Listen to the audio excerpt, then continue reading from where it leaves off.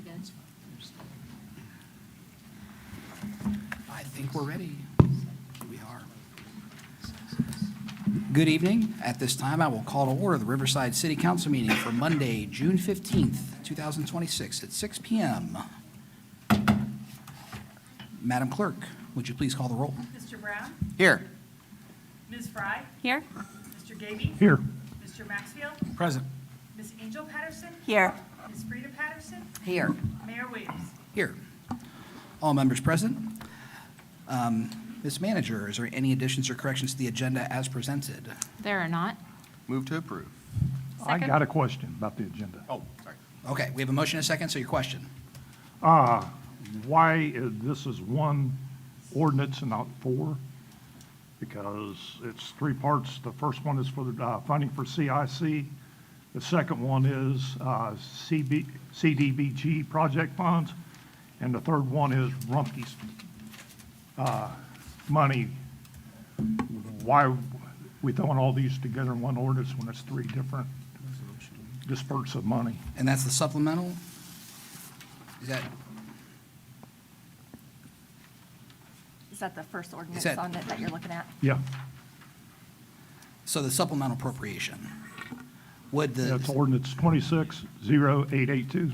okay, would the finance director or the city manager want to explain how we normally do supplementals? So this is just a supplemental to the budget that was passed back in December. So it's an adjustment to that ordinance that was passed.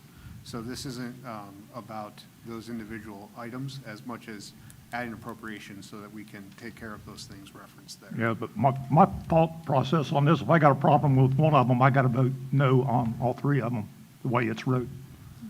Well, you could move to separate them That's, when we get to get there. yep. Okay. If there's no further discussion, is there a motion to approve the agenda as presented? Motion to I'm approve. sorry, We've already we had have a the motion first. second. Yeah. All those in favor signify by saying aye. Aye. Any opposed, say nay. Nay. All right, the agenda is approved with one dissent. If you're able, please join us to rise and pledge allegiance. I pledge allegiance to the flag of the United States of America and to the republic for which it stands, one nation, under God, indivisible, with liberty and justice for all.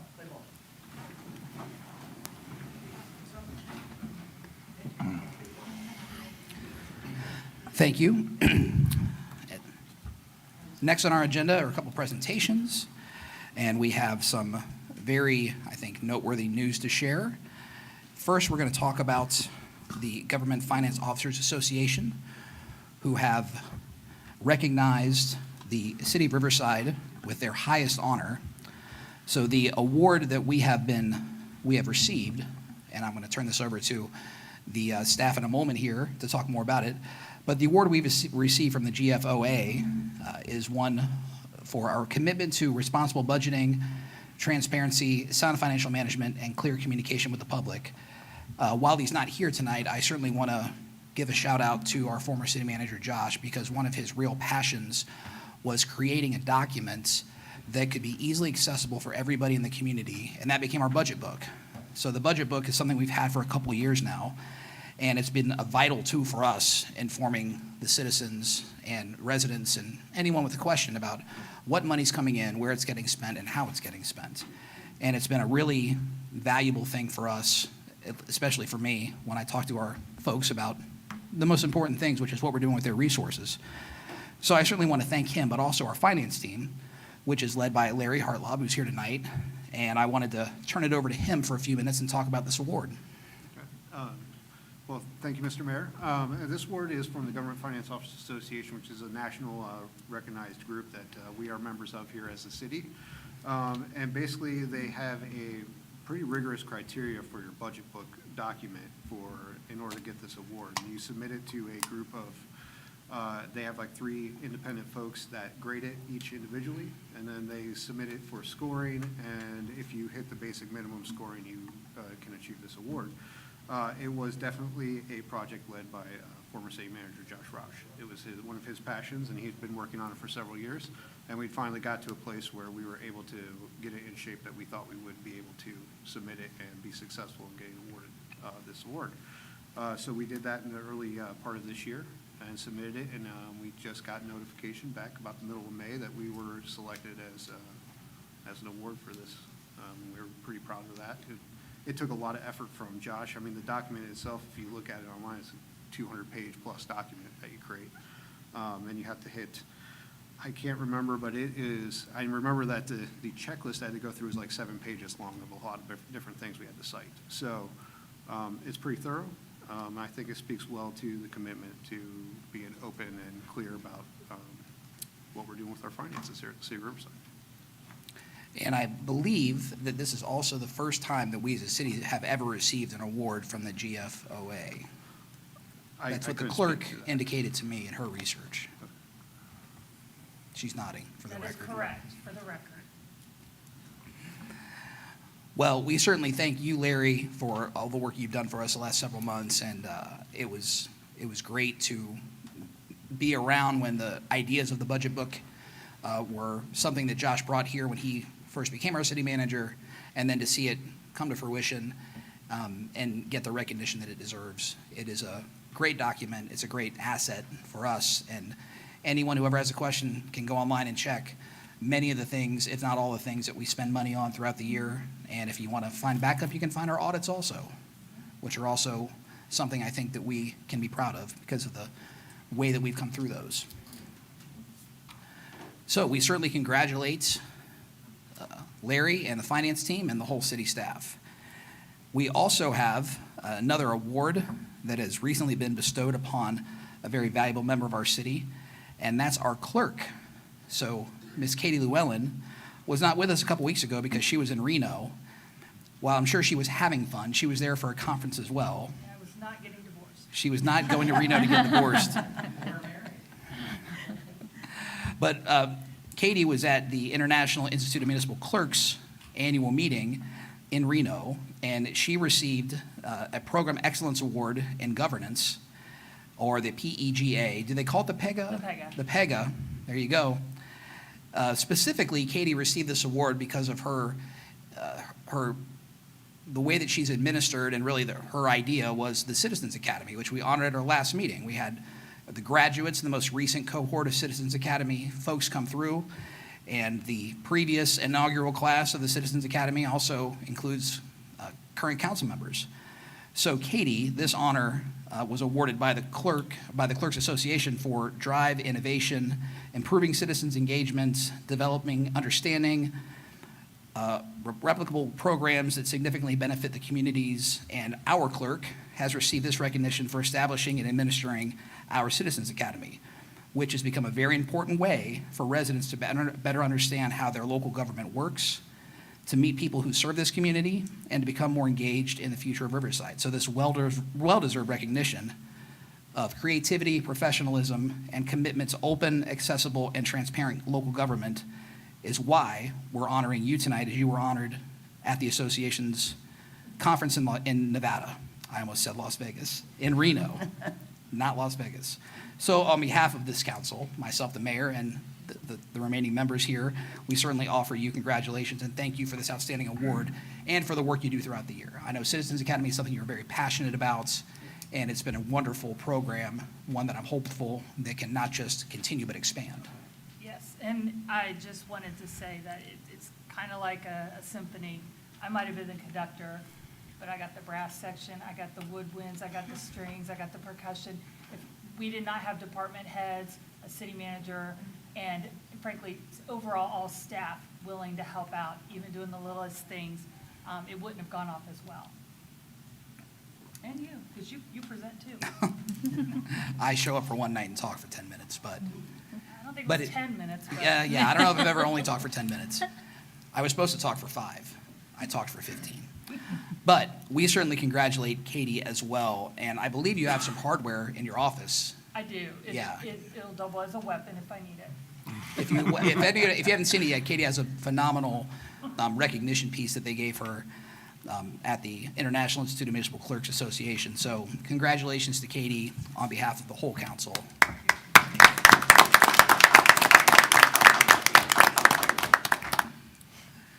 So we will move on. If there are any folks here tonight that wish to speak on agenda or non-agenda items, we do have slips in the back, and I know a few people have already filled out theirs. And we will now move to the minutes from our June 1st council meeting, pardon me, that we've all had a chance to review at this point. Is there a motion to accept those minutes as published, or approve those minutes as published? Motion. Second. We have a motion from Ms. Angel Patterson and a second from Brenda Fry. Are there any further comments or questions? Hearing none, all those in favor of approving the minutes as published signify by saying aye. Aye. Any opposed, say nay. I'd like to abstain. Abstaining from Mr. Maxfield, so we have one abstention. Make that 2 abstentions. All right, going once, going twice, we got 2 abstentions, is that it? All right, so we have 2 abstentions and 5 in favor. If there, we'll now move on to public comment for agenda items, of which we haven't had any turn in. We have public comment turn in for non-agenda items. So we will move to, are you a non-agenda item? I'm a non-agenda, I just want us to talk at whatever point. Probably non-agenda then, so it'll be in a minute. We'll move into our new business, of which we have a few ordinances and a couple resolutions. The first ordinance, ordinance 26-0-882, is our supplemental, and I'll turn it over to Mrs. Lytle. This evening, Mr. Hartlove, our finance director, has our staff report on this. However, perhaps our law director would like to comment first on the separation of those items and how we would do that. Thank you, Ms. Lytle. So based on Councilmember Gaby's comment at the opening of the meeting, the supplemental appropriations have typically been a ordinance with an exhibit attached with the multiple line items for appropriation. If there's a desire to separate out particular appropriations, any council member can certainly make a motion to do so. So it would still be a motion for an ordinance because it's an appropriation ordinance, but there can be a motion to separate the appropriations as opposed to one lump exhibit of appropriations. There can be a motion to separate out any particular appropriation into its own ordinance. Motion to separate. Second. And that's separate the 4 items, Is it 3 or 3. 4? I think it's 3. 3 items? Technically. Okay, so we have a motion to separate the 3 items that are in the supplemental. We have a second as well. Is there any further discussion? All those in favor signify by saying aye. Aye. Any opposed, say nay. Okay, so then, we will go item by item. And let me pull up in my council packet. Mrs. Lytle, do you have the first of the 3 in the supplemental? In Exhibit A, the first item is the general fund community development, Okay. 111,000. So we could have Mr. Hartlove discuss that first, if Thank that you. would be your desire. Okay. So the 110,011, I'm sorry, I don't have my exhibit. Hey, Larry, could you pull your just a little bit closer so everybody can? My apologies. No, you're good. All right. We got me? Thank you. So the community development adjustment would be for 2 things, as per the com sheet. Is $76,000 for CIC for the rest of the year, and then $35,000 was an additional appropriation for nuisance abatement, like the weed mowing or boarding up buildings or something like that when we need to do something of that nature. We do not quite have enough to make it through the summer at this moment, so we're going to put a little bit more in there in order to make sure we've got funds for that. And the CIC is just the remainder of the $100,000 to pay for this year if council chose to fund that. So that's the first piece. So the additional is not going to the CIC for the boarding and the mowing, or it is? No, that's 2 different pieces there. Okay. So yes, there's The CI $35,000 going to boarding and mowing and $76,000 to the CIC. Thank you. And the CIC funds are what we're already contracted to pay, it's just to approve the rest, it's not an additional on top of the 100,000 from Exactly. earlier? Yes, Just it's the remainder of what we release have payments. to our Okay. contract. So we just need the appropriations in order to make that payment, and that would do that for us. Okay. Okay. All right, so well, I want to make sure that we have the correct, we have the motion, or there would need to be a motion to accept the first part of, let So, me ask. the Mr. law Mayor, director. in order to make the record reflect properly, since these are ordinances, the first ordinance to maintain the Journal of Ordinances 26-0-882, the first one that Mr. Hollov just described would be 882.01. Okay, And there'll need to be a first reading on that, and if that advances, then that will be addressed at the next meeting for okay, a so this will be second reading. potentially the first reading of three sections of this ordinance. And it will be just for council's edification. Okay. .01, .02, and .03, three separate ordinances, but with 882 as the common denominator. Okay, Thank you. so we would need a motion for ordinance 26-0-882.01. Move to approve. And the second? Second. So we have a motion from the deputy mayor and a second from Mr. Maxfield. The Riverside City Charter allows for an ordinance to be read by title only unless a council member requests otherwise. Madam Clerk, could you please read this ordinance by title only? Ordinance number 260882.01, an ordinance to make supplemental appropriations for current expenses and other expenditures of the city of Riverside, state of Ohio for the period January 1 through December 31, 2026. Okay, and this is the first reading, so this will be coming back to us the next time we meet. Is there any further discussion from members of council? Hearing none, Madam Clerk, please call the roll. Mr. Brown? Yes. Mr. Maxfield? Yes. Ms. Fry? Yes. Mr. Gaby? No. Ms. Angel Patterson? Yes. Ms. Frida Patterson? Yes. Mayor Williams? Yes. Well, then moving on to ordinance 26-0-882.02. That would be our solid waste fund. Is that the right next one? I have CDBG. CDBG, Projects. okay. Yes, and under. 58,000? Correct, yeah, Okay. $58,079.50. We ready? All right, so this one is real simple. So this is funding we've had sitting in a fund called the CDBG Project Fund that was funded by CDBG dollars in the past. We have an application out to get more CDBG funds for this year. It has a local match.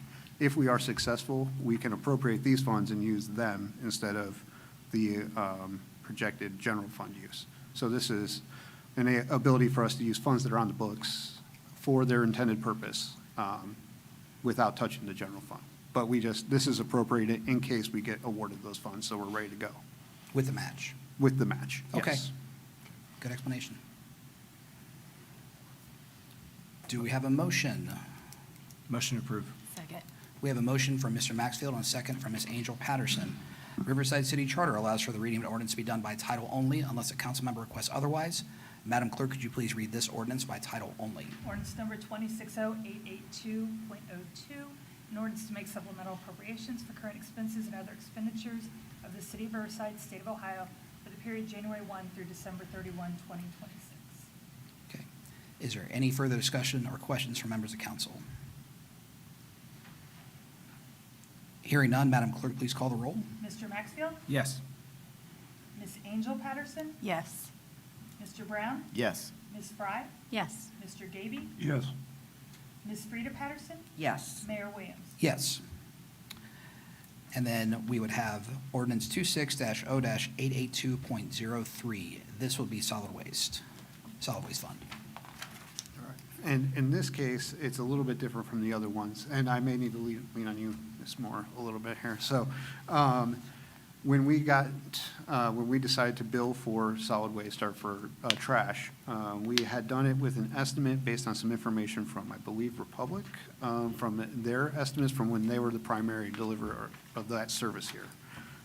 It was somewhere in the 6,000 range on the accounts, and then when Rumpke came and actually delivered bins to everybody in December, January time, it was actually more like 7,200 accounts. So when we did the appropriations, we were a little short for the year for how much we would need to actually pay Rumpke. Now, we were able to validate all those accounts were true through using county GIS mapping and their address data and parcel location. And we were able to get them into our billing system. So we did bill all those accounts It was just different from what the original estimate was. And we are going to need about another $115,000 for the year in order to pay Rumpke for those accounts that we will also bill back. So ideally, it's a one out, one in kind of thing. So whatever we pay out to Rumpke, we're going to bill for that too. Again, it's just one of those things where we went from one hauler to another. We got an estimate, it was a little bit off, and we have to correct it right now. So now that we're into the cycle and we know what it is, we've done the billing, we've got better data now. Did I get that right? Okay. Any idea as to why there was an additional 1,000 or so households that weren't I've being got billed by a few Rumpke? guesses, but Cody, can you please pull up that presentation on waste collection?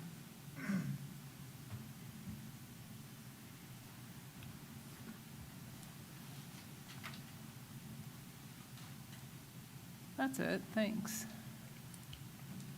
We can go next slide. All right, so if you recall, when we were getting ready, when you prepare to bid for trash, usually you do it a year in advance, right? Because if the contractor changes, it's a long lead time to acquire trash trucks and the carts. So this initial count, 6,421, came from Republic, I'll say rather reluctantly, right? But that was the best number we could get out of them. And then also recognize not all residential units actually use Republic services in the past. So so we gave that number to CLG, the consortium, right? We put our number in with the other communities that also bid at the same time. And it didn't have to be a perfect number to bid. That was fine. They're just looking for in the ballpark, so they know about how many routes they would have, how many drivers, how many trucks. So then, once we took over the utility billing, right, we didn't have a list in hand of who got trash service and who didn't. So we started doing the QA/QC side by side with Rumpke. They were doing their thing, we were doing ours. You can go to the next slide, Cody. So Rumpke, they started with that list of 6,421. We started verifying using zoning data, right? And think this is under old zoning code, so R1, R2, R3. Montgomery County Auditor records, aerial imagery from the auditor, also another program from the auditor, Eagle Viewer, which has just super clear aerial imagery. But even then, the picture from the sky doesn't tell everything, right? It might be a house, it might be a big garage. So then we nailed that down to where we actually had to do site visits, and that was staff. So we didn't start with an accurate list, but we knew it wasn't going to be perfect going in. We knew we just had to get in the ballpark. So another example is like zoning information may not accurately represent land use. What does that mean? You could be designated R3, however, a church is permitted. So we had some surprises like that. Or we had a pretty big office residential area too, combination of non-residential and residential. So after the audit, and that was our audit as well as Rumpke doing their drive-through. And then, calls started coming in. It might look like a single-family home from the street, but it's actually been subdivided into 3 apartments. So customer calls came in, duplexes had some weird addressing. And then we had, some houses that were vacant, a sliver parcel, the tiny parcel, you might have your main parcel, another one. Your house could be built on top of both of them. Your house could be on one parcel, your garage on another. So just some interesting anomalies.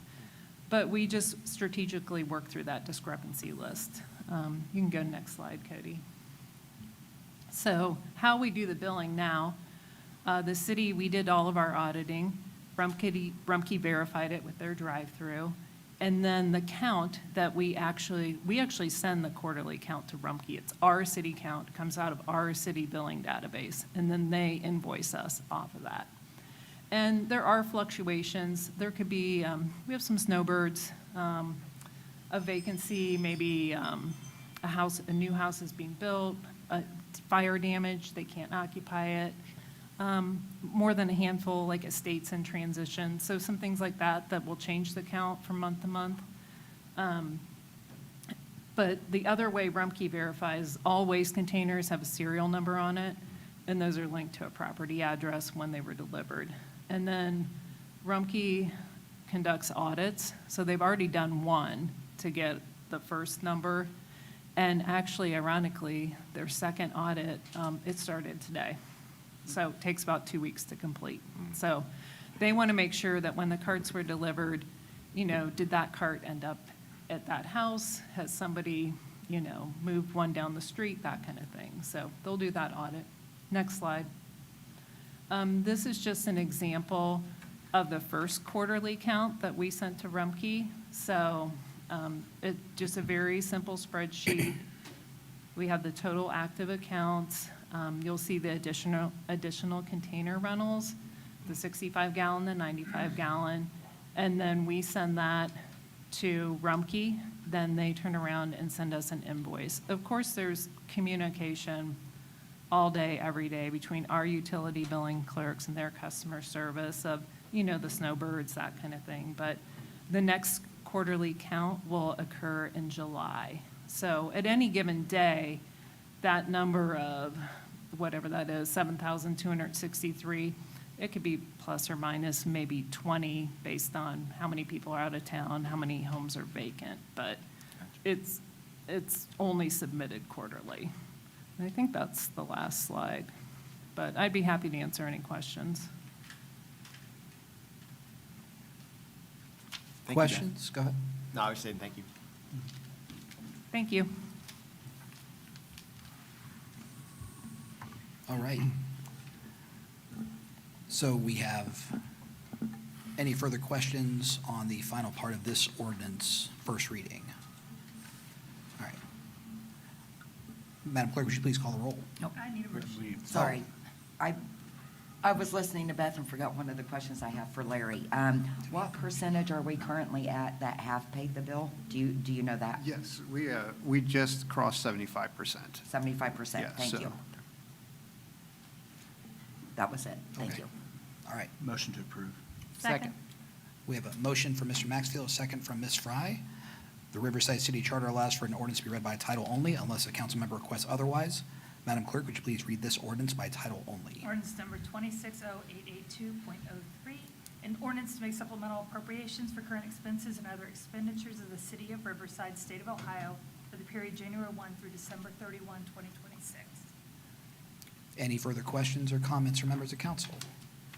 Hearing none, Madam Clerk, please call the roll. Mr. Maxfield? Yes. Ms. Fry?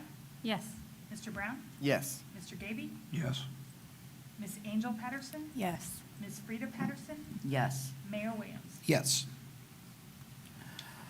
Moving along to the second ordinance under new business. This is an ordinance to make supplemental appropriations for the host community cannabis, adult use cannabis money into a fund for the city of Riverside for the calendar year of 2026. And I'll turn it over to Ms. Lytle to talk more about the background on this.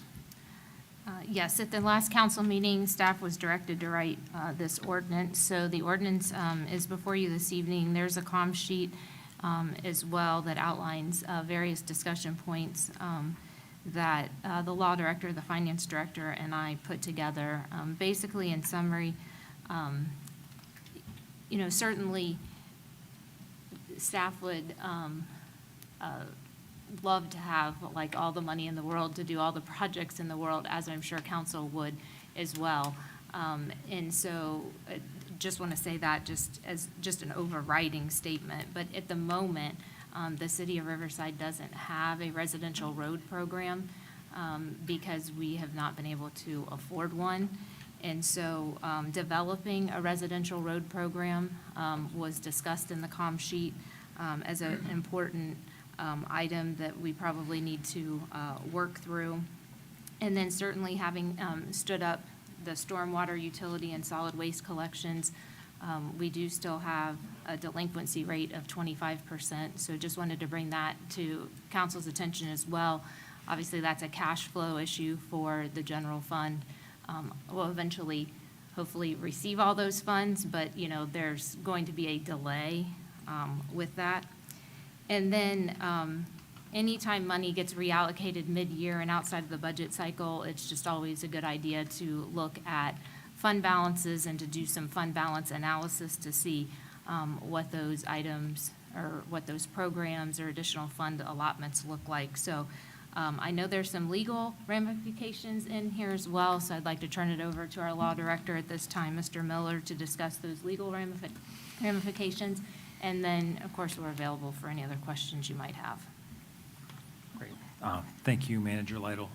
Just for council's edification, in drafting this ordinance, the controlling statute that was adopted by the legislature in response to issue 2 passing a few years ago to allow the adult use cannabis is 3796.40 F2, which states that cannabis funds are able to be used once they're appropriated through, or I'm sorry, once they're distributed through the host community cannabis fund for any lawful purpose.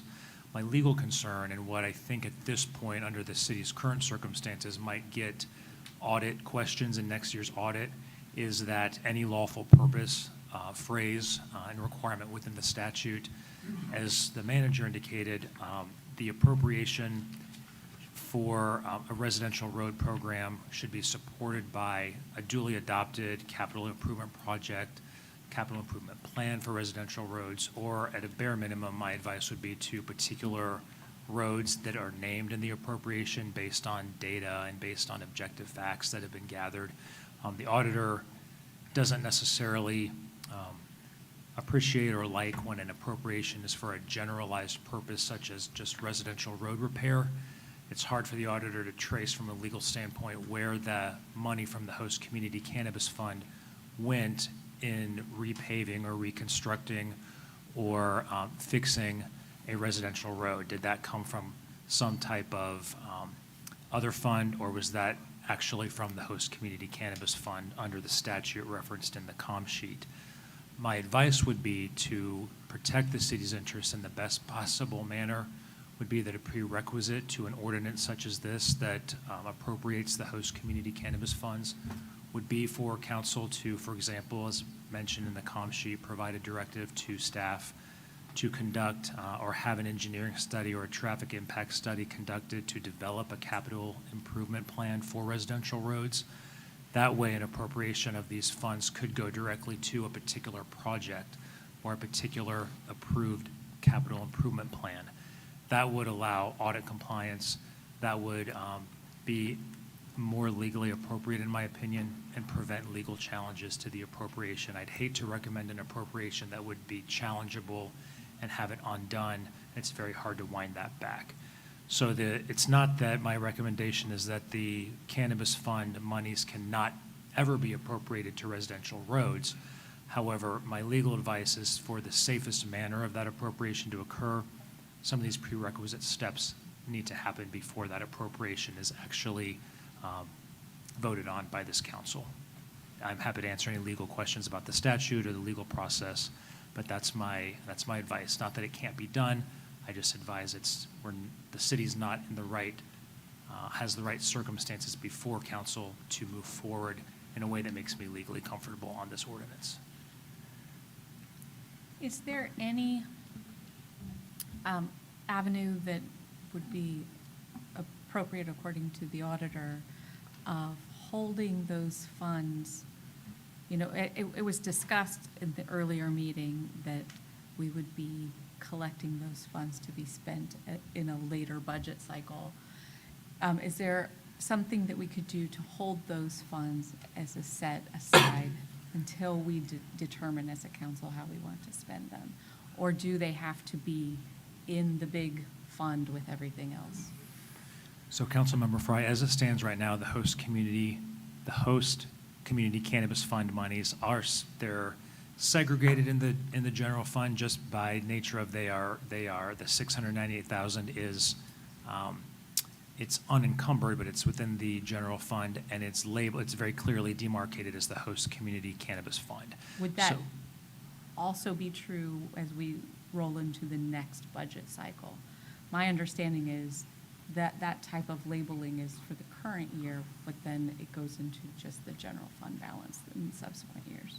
I would defer to Mr. Hartlob on the mechanics of that, but that typically, at the end of the fiscal year, those funds that have a encumbrance or anything like that associated with them would revert back to the general fund. But I'd want to defer to Mr. Hartlob Yeah. for a That's definitive correct. answer.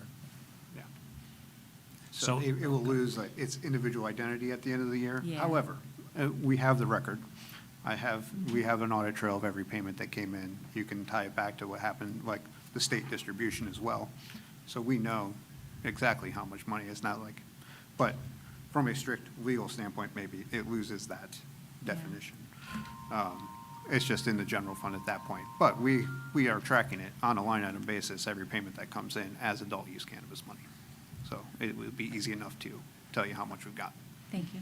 Okay, but my question would be if it's not allotted specifically to something, Mhm. then with it sitting in general funds, at any time it could actually be used for any other purpose that would be needed coming out of general funds. Correct, with council's approval, obviously, yes. Right. Yes, it would be available to be appropriated. Thank you. It would still need to be appropriated. Yes, exactly. So as of 2 weeks ago, I was firmly on board with using the cannabis funds to begin working on the worst of our residential roads. And that was mainly because up to that point, these funds had been mentioned multiple times by Frida and community members, and no other valid uses for the funds, in my opinion, had been presented. The only possible uses that we clearly discussed were to keep it in the general fund without a specific appropriation, or the mayor had a vague mention of public safety. To make sure I'm making the right decisions up here, I want to make sure that I'm researching all avenues prior to voting on a topic. As such, over the last 2 weeks, I've had conferences with both chiefs, follow-ups with city staff, and reviewed some of the staffing evaluation that was completed last year to make sure I was coming from the right place. And I actually want to propose an additional option for these funds. It's my understanding that we can comfortably employ at least 2 more full-time fire EMS and 1 more police personnel with these funds. And the staffing report indicates that we're clearly understaffed in these areas, which can create a safety hazard for our first responders and delay response time, thus creating a safety hazard for our residents as well. I think that both the residential roads and the first responders are priorities, and I would be willing to vote for either of those things for these funds. I wanted to make sure that we know that designating them specifically to full-time staffing for fire EMS and police is an option, according to my new understanding.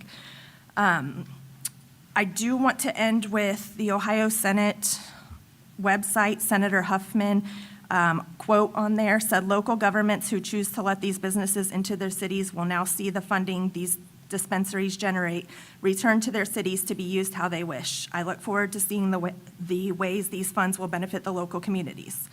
And the Ohio State University Drug Enforcement Policy Center posted a paper entitled "How Local Governments Utilize Marijuana Tax Revenue." In that paper, they indicated that 10 states, including Ohio, have allocated this revenue without putting any restrictions on how this money can be used. The paper also researched the ways that municipalities are using those funds currently, and those areas supported vary from law enforcement to parks and rec to roads to mental health services, but by far, law enforcement was the highest use across the municipalities for those funds. I know back in January, when I first mentioned it, this was just a conversation between me and Josh about it. He did actually mention at that point in time something about it. His thought was to fire and police. And I actually told him at that point in time, I was all for roads, but you just hit me in a hard spot. Because when you talk about police and fire, that's very important also. And as we went on, that was never, like you mentioned, that was never actually brought up again until the last time when Pete mentioned it. So I thought until that point that whatever had happened, I don't know what had happened, but the discussion had kind of disappeared. So I thought, okay, well, that's for whatever reason, is no longer on the table. So that's the reason I said then put it to roads. I'm gonna have to go listen to everybody else because I'm gonna have a problem deciding between roads and police and fire myself. Or So- if there's any other suggestions that haven't been mentioned. Let me ask, how hard would it be from a legal standpoint to, if we decide to appropriate these funds for roads right now, to reappropriate them in the future, so if we need to? So, Deputy Mayor, it would be my advice to try as best as possible for council to decide on a more permanent type of appropriation rather than try to appropriate between funding. That gets a little disheartening for the auditors when they're trying to do the audit trail. And it's also best legal practices to try to decide on appropriation that you collectively think will be the best use long-term. Okay, thank you. Can I ask And- what, go I ahead. apologize.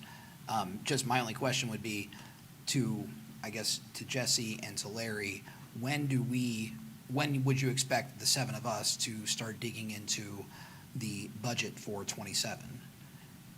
Because I think that that's where we could really hash a lot of this out and look at the pluses and minuses of either one. And there would also be lead time for a capital improvement plan if that's what Jim is telling us we If it really went for need to have in roads. place.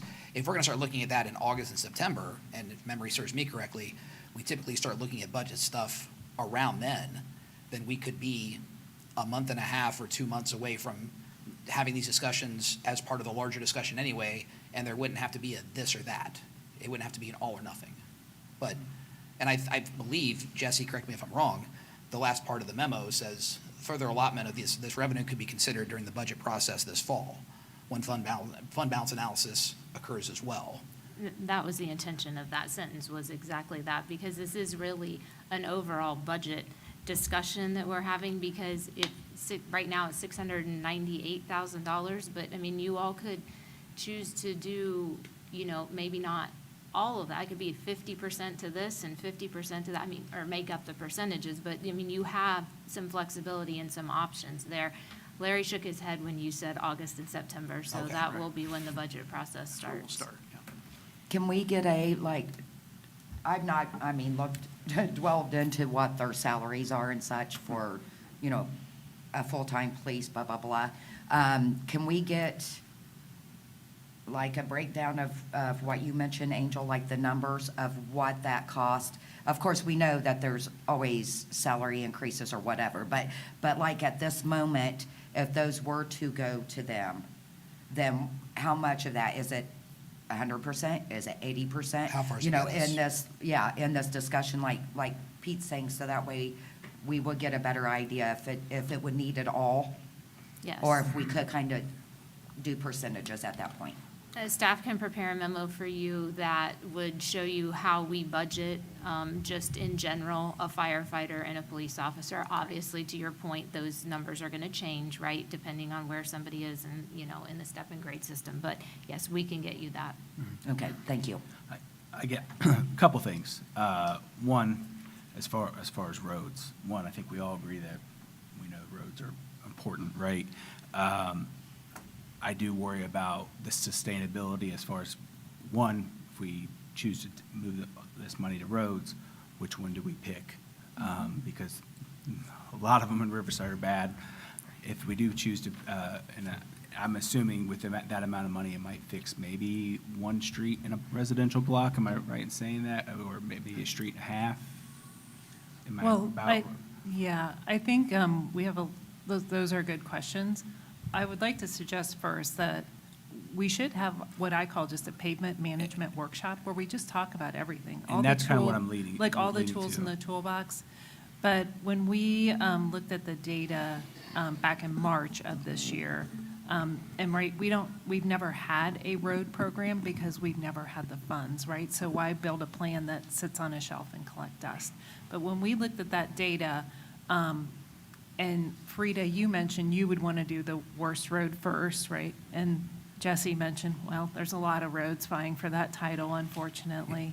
So, but back when we looked at that data in March, one standard equivalent city block, 660 linear feet, 25-foot width road. Total reconstruction was about 262,000. And then we had the war in Iran, and that impacted petroleum product costs. So now asphalt costs are very high. So when we build that budget, I think we just got to be thoughtful about what those costs are. So asphalt costs in March aren't what they are today. So, but that was March, so it's a good snapshot. So that's one block. Reconstruction does not include stormwater. But just to mention, typically, whatever little road budget you have, industry best practice usually starts with pavement preservation, preserving the good roads you do have, like a crack seal, a chip seal program, and then would move into that. So I think we should have a pavement management workshop and really talk about what are the tools in our toolbox. We have great data. We had a drive-through last year that rated all of our roads. So we have an inventory, we have a rating. It has a budget tool where you can plug different balances of money into it, and it'll help us make decisions. So I would like to suggest that maybe in the future here, as we get into budget season, we talk about it. We go through the data, we go through the inventory, just a thought. And also with that, I know at one point we had also talked about putting together some type of a citizen kind of a road committee or something like that as well. I know Josh had talked about that. I'm not sure if you all were on council at one point or not, but yet or not, but he had talked about putting together a citizen committee too, because I think it's important to have citizen involvement as well. And as part of that process, as we kind of delve into the whole system of roads. Two, on the other end, obviously, I support the money going towards police and fire. The only worry, concern that I do have, and something that I would want to look into, is cannabis. We know it's volatile. It has been volatile. They could state tomorrow could decide to say, yeah, we're going to just find a way to keep the funds. Sustainability. I'd hate to hire police and firefighters, and then 2 or 3 years later, Depending on that money. that money goes away. Can we sustain those positions? That's my worrying concern. So I just want to make sure if we're putting that money towards that hiring, that we can sustain even if for some reason that money goes away, because I don't want to hire somebody and then count on those people, and then obviously that's somebody's livelihood, and then have to remove that position. That would be my biggest concern. I have a couple of requests. One, I love the idea of the pavement management workshop. I would like to prioritize that and get that on the books. Two, typically when we go through the budget cycle, there is a recommendation from staff, and then there's a little bit of haggling with particular programs that we're funding. I would like to set aside time to talk about the cannabis funds and what options we have for those funds, not as like, tweaking of the proposed budget, but as preliminary to that. So if council agrees with me, I think I'd like to see that on a future agenda. I agree. Sorry, Beth, I was writing and I missed that amount for the 25-foot, the one block, and I know you said that that'll fluctuate with the tar and blacktop price, but what is that you quoted? I lost my page, I but think I it was believe it. 260 So a something. typical. 262, I think it was. Yeah, Yes. 262,000. 262. The definition of a standard city block, I don't think we have any of those in Riverside, is 660 linear feet at a 25-foot width. I think of note, think about how when our predecessors before me and before you guys, elected officials, they really thought about how a stormwater program could help a road program, right? That those two, a road capital program and a stormwater capital program, they're almost married and they go hand in hand, because it would be silly to reconstruct a road but not deal with the stormwater problem, right? The number one killer of roads, right? It's water. It's water penetrates, destroys the base, freeze and thaw. So think about a good road that's built to last so we can get the best expected useful life out of it actually manages the stormwater off that road. So I would like in this pavement management workshop that we really talk about how do those two programs complement each other and work together to get the longest asset life possible. Thank you. Can If I I just have ask, is there a two- good consensus amongst the seven of us that we want to have the items that Beth mentioned come forward in a work session format to have a deep dive into the things that she mentioned, the pavement management plan? We'd be and- looking around maybe that budget, August, September timeline, because the same people are still busy getting the stormwater utility. You know, we've just had one round of bills, so I asked to give staff a little time, but we would be ready in August, September. Yeah, I just don't timeframe. want it to get something that we said, oh, yeah, that would be a good idea, then 3 months later, we're still like, Sure. yeah, that was a good idea, wasn't it? And we never move on it, so. I just want to verify before we move on. So the money right now, Larry, the cannabis funds, Yes. they cannot go anyplace else on any other projects? So we cannot spend any more money out of the general fund than you have appropriated in your ordinance. So that money came in after the ordinance was passed, actually, because this was passed by the state in December. So we were already done with the budget. So Right. council Okay. never actually appropriated these funds. We've just been keeping them safe in the general fund. Right, so they have to, for now, they have to sit there until we They do or they at the can end go of the year. nowhere. Until you guys And I don't want appropriate to speak for it, additional but they can go funds. nowhere until we do something. Right. is what you're Or asking. the end of the year, to clarify. Okay, Well, okay, and just then making sure. By the end of the year, it doesn't, they're just going to sit in the general fund until you guys appropriate them, period. Okay, thank So- you, thank you. Yeah, well, I got one I certainly question. agree. Go ahead, Steve. I got one question for Beth. On the price you give for the total rebuild, what would the cost be for grind and pave? What's the variance in them two figures? Can you repeat that question again, Steve? The price you give on the roads was for total rebuild. Right. What would the price be for grind and pave with the roads that can be Oh, saved? so like so some roads don't rate as bad and don't need total reconstruction, so they'd have a mill and fill. Let me pull up that number. Sorry, there's too many numbers in my head tonight. I'm gonna apologize in advance, but that was closer to 100,000. And it just depends on how bad it is. Oh, I'm sorry. 62,000 would be mill and fill. That was the 2026 average cost that we got from our consultant who did some other projects. So that's up to March of 2026. And that's per city block? Mm-hmm. Okay. Uh-oh, I'm lying. I'm looking at the numbers wrong. I do have new glasses. With, with no sidewalks, it's 94,000 for that one block, 660 linear feet with 25 feet. So Okay. 94 versus, what did we say, 262? 262, yeah. Yep. So the project with Woodman Drive from Eastman to Burkhart right now is the grind and fill, correct? That's an 1.5 mill and fill with a certain allotment for base failure. So we allotted in the bid 20 areas of total base failure. We'll see when we open it up. Thank you. Can that number be shopped around for different contractors? Or is that just a Oh, for sure. baseline? If we have a road program, it'd be specifically designed by our engineers. So every segment of road would have to have an engineering design. And then we would put it out for public bid, just like we did Woodman. And we would get bids in, and then we would evaluate them for lowest and best. Okay. So, for sure, anything like this big, you're bidding to get the best price. And then if the prices didn't come in where we thought they would, within the engineer's estimate, then you can always choose to reject all the bids and, reconfigure your project, rebid at a later time. Gotcha.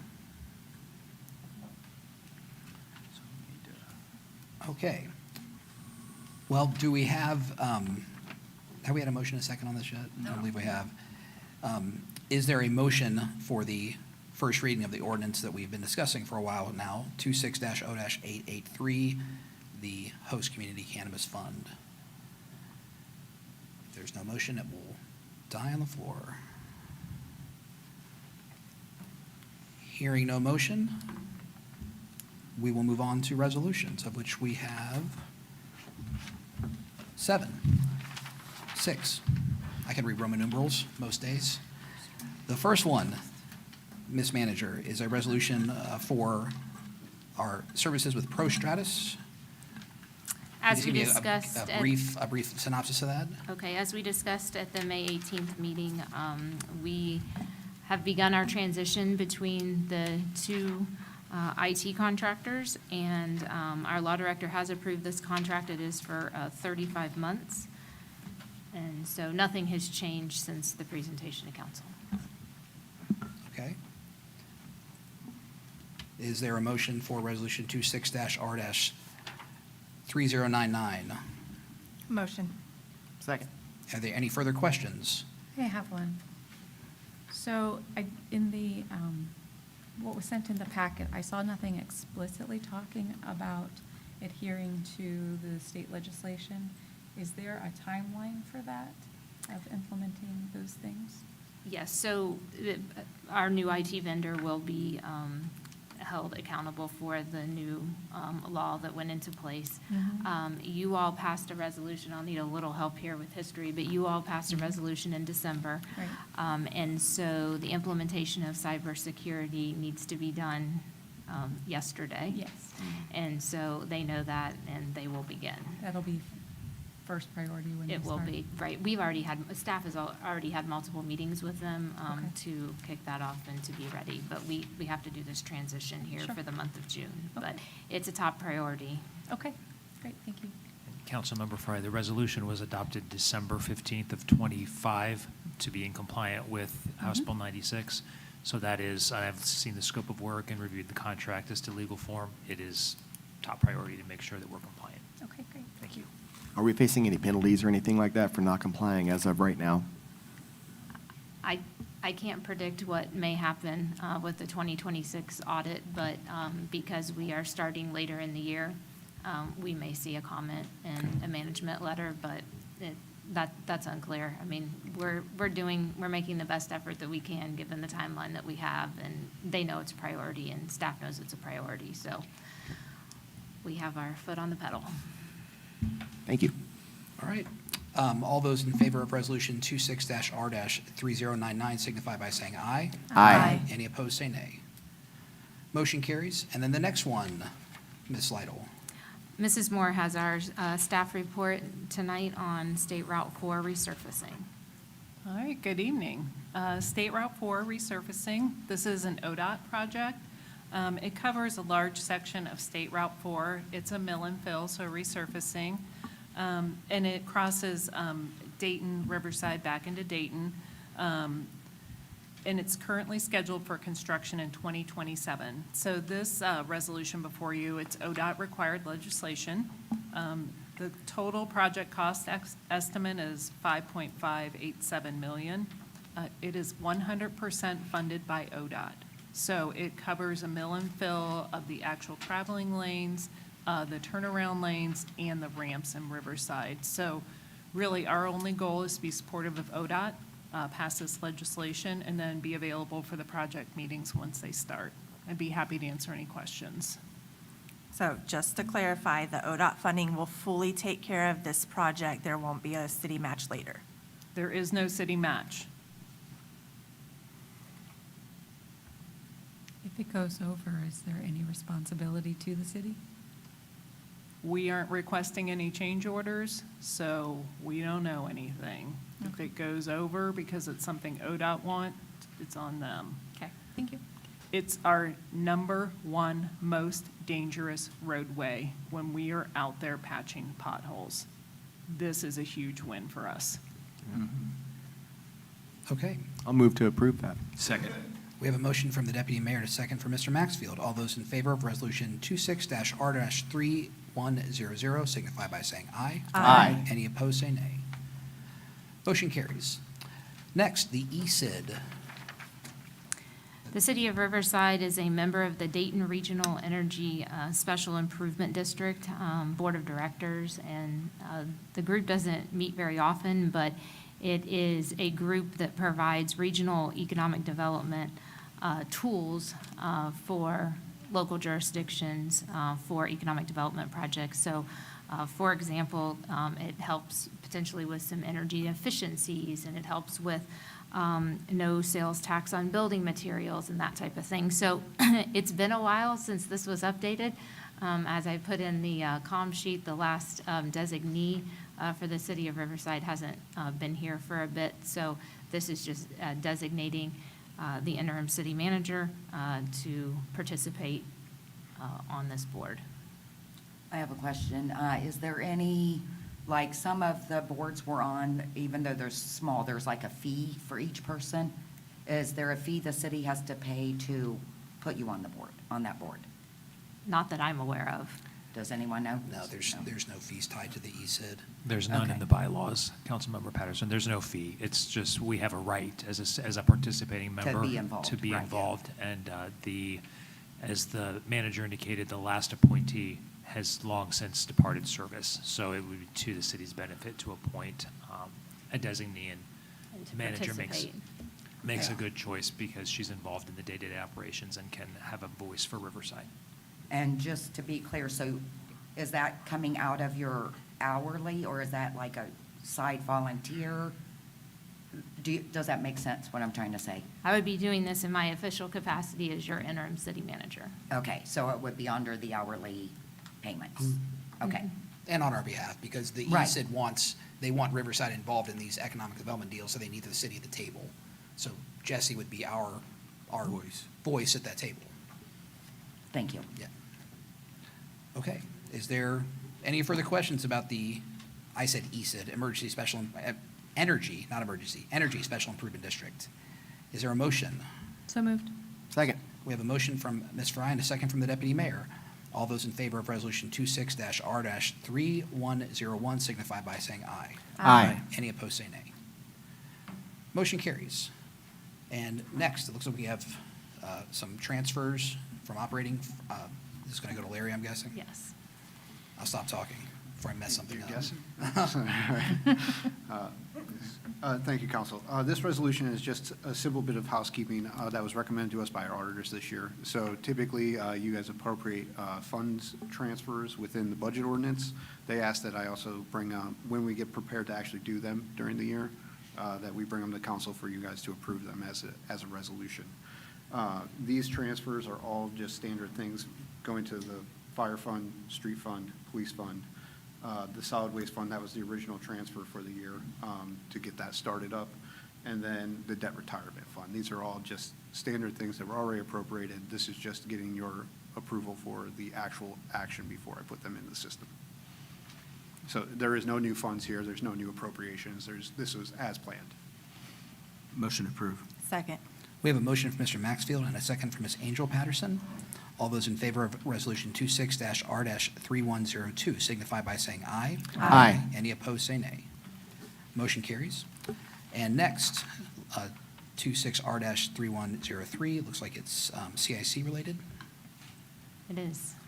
Mr. Smith is going to give our staff report this evening. Yes, so the $76,000 that was discussed earlier, so that goes to funding or paying out the administrative fee that is charged from our service provider that manages the CIC. So that is just the remainder of their allocation that was contractually obligated by the council for the year for 2026. Motion to approve. So again, this is not additional to what our contracted amount is, it's just the remainder of the contracted amount. Correct. Okay. Yep, this is just the remainder of that 100,000 Okay. from earlier. Is that a second? Second. We have a motion from Mr. Maxfield and a second from Ms. Angel Patterson. All those in favor of Resolution 26-R-3103 signify by saying aye. Aye. Any opposed, say nay. Motion carries. And the final resolution of the evening. Mr. Smith has our staff report on this as well. All right. Two thank in a you very row. much. So this resolution is correcting errors that were assessed, fines that were assessed to properties that then went on to be assessed by city council and subsequently put onto the property tax duplicates for certain properties in Riverside. A very similar resolution came before city council in February of this year. Subsequent to that, we had been contacted by some residents that had additional questions about fines that were assessed to their properties. At that point, community development went through and did a comprehensive audit of all properties with outstanding fines to ensure that any other issues would be taken care of and that we could bring this to council once and have all of those issues taken care of. And then we would only be moving forward doing this about once a year just to correct any additional errors that may come up. But this is really aimed at ensuring that all of these properties can be taken care of at once and we're not having similar resolutions to this 2 and 3 and 4 times a year. In addition to the exhibit that you see as part of the council packet, there have been initiatives undertaken by community development to ensure that moving forward, these errors are no longer going to be as commonplace as they are currently. So we're going to go through, double check parcel IDs, check amounts, ensure that all fines and violations are correct and true to the property that they're being assessed to, and other initiatives to make sure that, again, this is taken care of in a manner so that this doesn't have to come back before council more than about once a year. Any- Move to approve. Second. We have a motion and a second. Are there any further questions for Mr. Smith? Hearing none, all those in favor of Resolution 26-R-3104 signify by saying aye. Aye. Any opposed, say nay. Motion carries. We'll move on to public comment for non-agenda items. Thank you. We will begin with Mr. Frank Smith of 4703 Byesville Boulevard.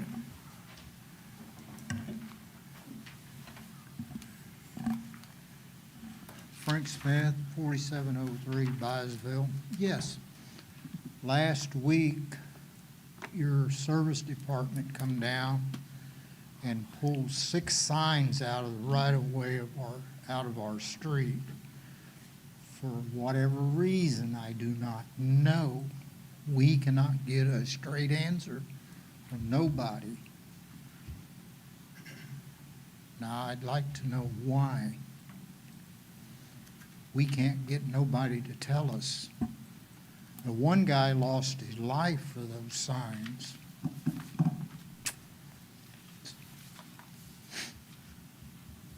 I think we could certainly get some information for you. I don't have that answer this moment, but Because the guy, he was sitting on his porch, a guy walked up on his porch and shot him in the face with a shotgun. And another guy walked up on his face and hit him with the face with a ball bat. We fought hard for those signs. What are the signs? What are the signs? Yes, thank you. What signs Do are you not speaking drive on of? the shoulder of the road. We fought 4 and 5 years for those signs. Now, it wasn't fair to us to have those signs taken down. well, I believe this is new information for the city council as well, so we can certainly investigate and find out if there was a reason they were taken down, if it's temporary, if they are. No, because they took the signs, posts, and everything. Okay. Can you afford us the opportunity to find an answer then? Well, they didn't give us the opportunity to find out why they took them down. They just come out and took them down. They Well, just- we one can day ask They were there, the next. on your behalf. They just stripped them out, pulled them out. They come down with a backhoe and pulled them out. And these were the signs that say, do not drive on the shoulder. Yes. They just took them out. And is that on Byesville? No, it was on Byesville and.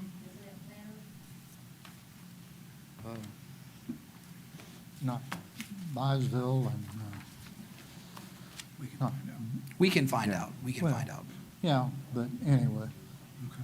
it's right there. Okay. It's All right. Cross Street. We will find out from staff. But, it's not fair to us. And then another thing is, she was talking about asphalt, we've been paying for stormwater. We've got 2 moon craters there in the road that need to be filled up, and the service department comes down there, and, they've been there forever. Every year, they do the same thing. And is that also on Planters? Yes. I mean, they're huge. You break a wheel if you hit them. I mean, they're moon craters. Have you reported the potholes? They pass right through them with a service truck. They fall right in them every year. But have you specifically Yes, reached out? I've told them several times. Okay. All right, so we'll get some answers for the Planters Avenue Okay, issues. thank you. Thank you, Mr. Smith. Thank you. Mr. Smith.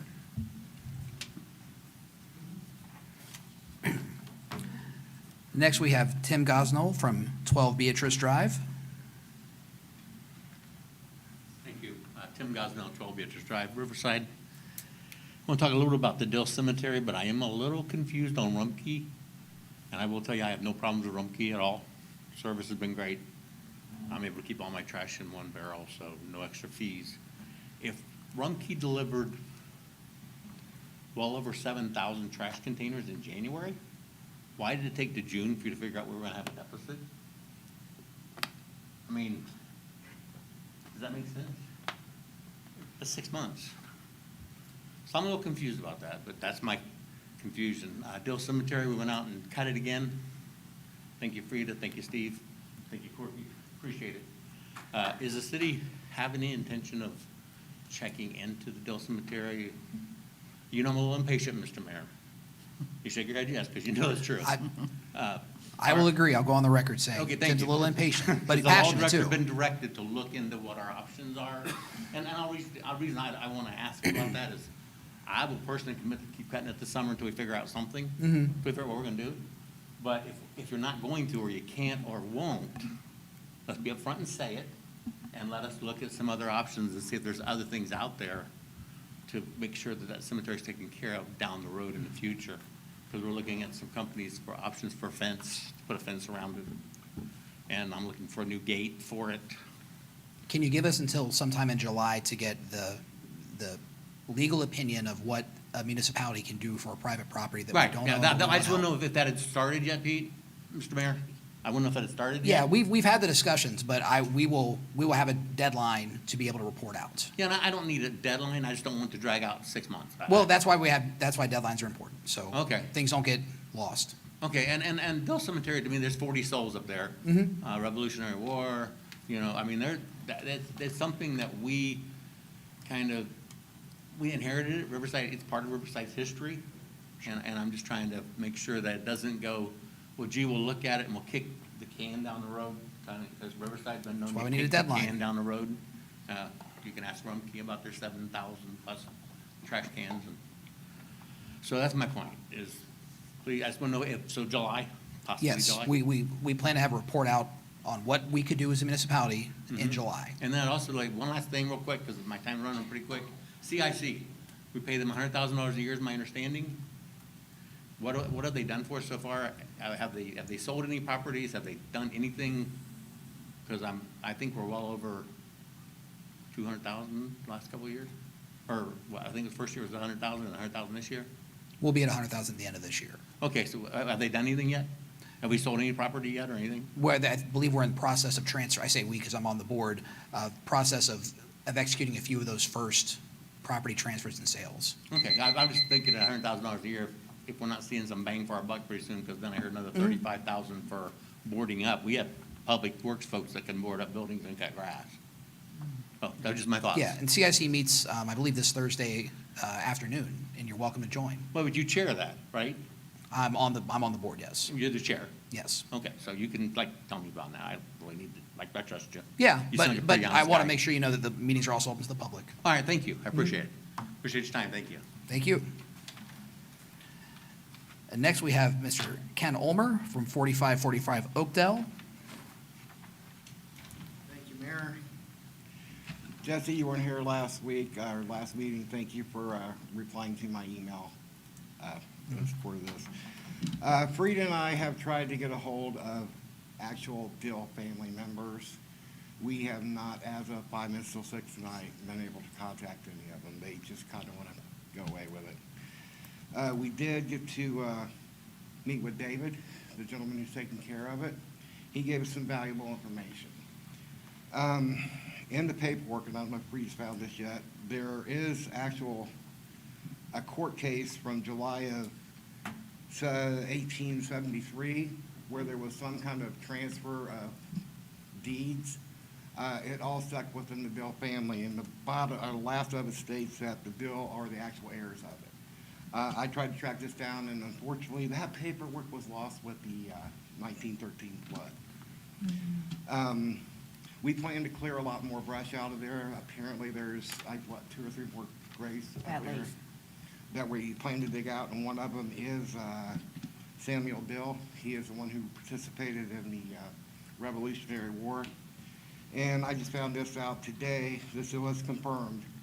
From 1777 to 1778, Dill and his troop participated in the encampment of Valley Forge led by General George Washington. It's very important we get up there. We have Civil War veterans. We have a gentleman who truly, our 250th birthday is coming up as a country. I invite every one of you to go up and look at that cemetery and see if that man and that family and the other families up there deserve what they have up there. And I have all kinds of paperwork if it would help anybody, our legal, Jesse, anybody up here. I've got all kinds of paperwork now that if you need it, tell me what you need. I'll be more than glad to send it in. And thank you. All right, Thank you. thank you, Ken. And if I may, David and his wife that we had the pleasure of meeting at the Historical Society. We assisted, I say we, but basically Steve and Kenneth and Tim, him to get up to the cemetery because he is now in his 80s. He takes care of his wife also. She was there too. But he walks with a cane. So this is why, he physically cannot do it. He made the comment to me that he actually paid someone around there $100 to clean it up once, and never saw him again. They took his money and went, so he is very uncomfortable with even trying to pay anyone to do it. And that's whenever, I originally said, it'll get done. You won't know that it's done until it's done. We don't want any money for what we're doing. But just to follow up on that, the gentleman that's done it for years, he truly has no capability of doing so without paying a company to go in and do it. And then at that point, he has concerns, especially now with the trucking company, like he would have to be there and show guidelines, so you can't go here or there. He's willing to help and do whatever it takes so that the cemetery can be taken care of. And that's Mr. Procunier? Correct. Yes, I'm bad with pronouncing that last Okay. name, but yes. I was only reading it. Yes. That is the person, though. Yes, yeah, that has the family He members. has family members there also. Correct, and he's Yeah. actually related to the Dillies, but he's not a direct descendant. It's through marriage or what have you, that more names ended up there. Yeah. So, yes, thank you. Okay. And last, we have Andrea White from 4744, what street do you live on? That says Bouquet? All right, Bouquet. Sorry. Sorry for my scribbles. I'm Andrea White. I'm the state representative for District 36, which Riverside sits in, and I've been in touch with Mayor Pete over the last couple of years.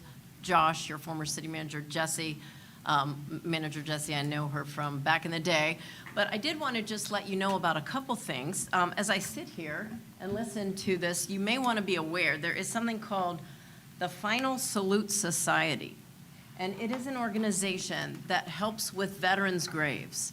And particularly, they restored a cemetery near Community Golf Course in Kettering. They have recently helped with the monument that we rededicated on Flag Day yesterday at Old North Dayton, down at the corner of Kiowee and Valley. So I'm happy to put you in touch with Elaine Herrick, who actually might have some ability with the graves themselves, not long ongoing. Final Salute Society. So I did want to let you know about that organization. I also wanted to let you know that many of my colleagues in the legislature, just in case you're wondering, we fully support ensuring that communities receive the host funds. When you made that decision to host a dispensary, that was with the understanding that there would be some revenue associated with that. And so we have a strong commitment to that. Certainly we don't have a crystal ball, but I can tell you that myself and many others support continuing to make sure that money flows to cities who made that decision.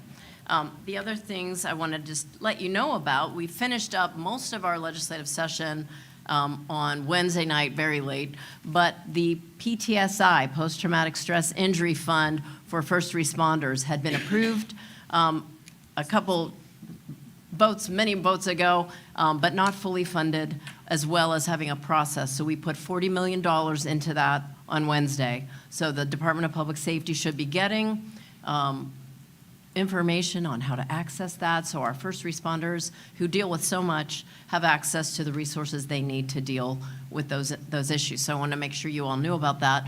We also passed putting $350 million of the surplus that the state has as we end the fiscal year towards homestead exemption. And there's many bills trying to get more higher dollar amounts of your property that's exempt, as well as more funds for that and more people to qualify. But as of right now, anyone who qualifies for the homestead exemption, we are going to have a credit issued January 1st of $450 to $500 using that $350 million in excess revenue that had come in over the course of some of the budget changes we made, lowering income tax, putting more money in people's pockets, et cetera. So residents who qualify for that and are on that program will see a credit come January 1st. And if you are not on that program, the income limit is, do you want me to keep going or no? If you have just a few more. Yeah, $41,000 of income, adjusted gross income. Anyone who makes below that amount can qualify, or if you are a disabled veteran, the Social Security income as well as disabled certain disabilities payments are exempt from that, but the first $29,000 of your property value is exempt from taxation. And just the other quick thing I wanted to let you know is that, so sign up by October 30th if you're not yet enrolled. And then the only other thing I wanted to let you know is that we are working to try to get the single-family home tax credit, which is for rehabilitating or building new single-family homes, and you've got to have a minimum of 5. But we had $200 million in that tax credit, and nobody's using it because we designed the program wrong. So I have legislation that should move very quickly in November. If you have properties and developers, nonprofit developers or government developers who want to try to rehab homes or build new single-family homes, we have, hopefully by the end of the year, have some resources for you. So thank you very much. And please reach out if I can help in any way. If any of you have not had a chance to meet with Andrea, she's wonderful to meet with. Please, she'll give you her time. You can have coffee, have lunch, and she's a well of information and resources for our city. Absolutely. Happy to meet with any and all. Thank you. Thank you, Andrea. All right. We will move on to discussion items, of which we have a couple, and I believe the first one is our fire grant. Chief Miller will give a presentation on a grant he has prepared to get your approval for applying.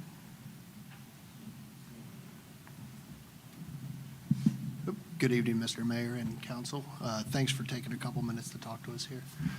So what's in front of you, we can, next slide, is the annual firefighters assistant grant. And this is for equipment that's funded through FEMA.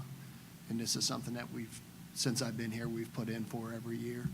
And we'll talk about the match here when we get to it. But it's for fire equipment, protective gear, vehicles, and training aids is what this grant is centered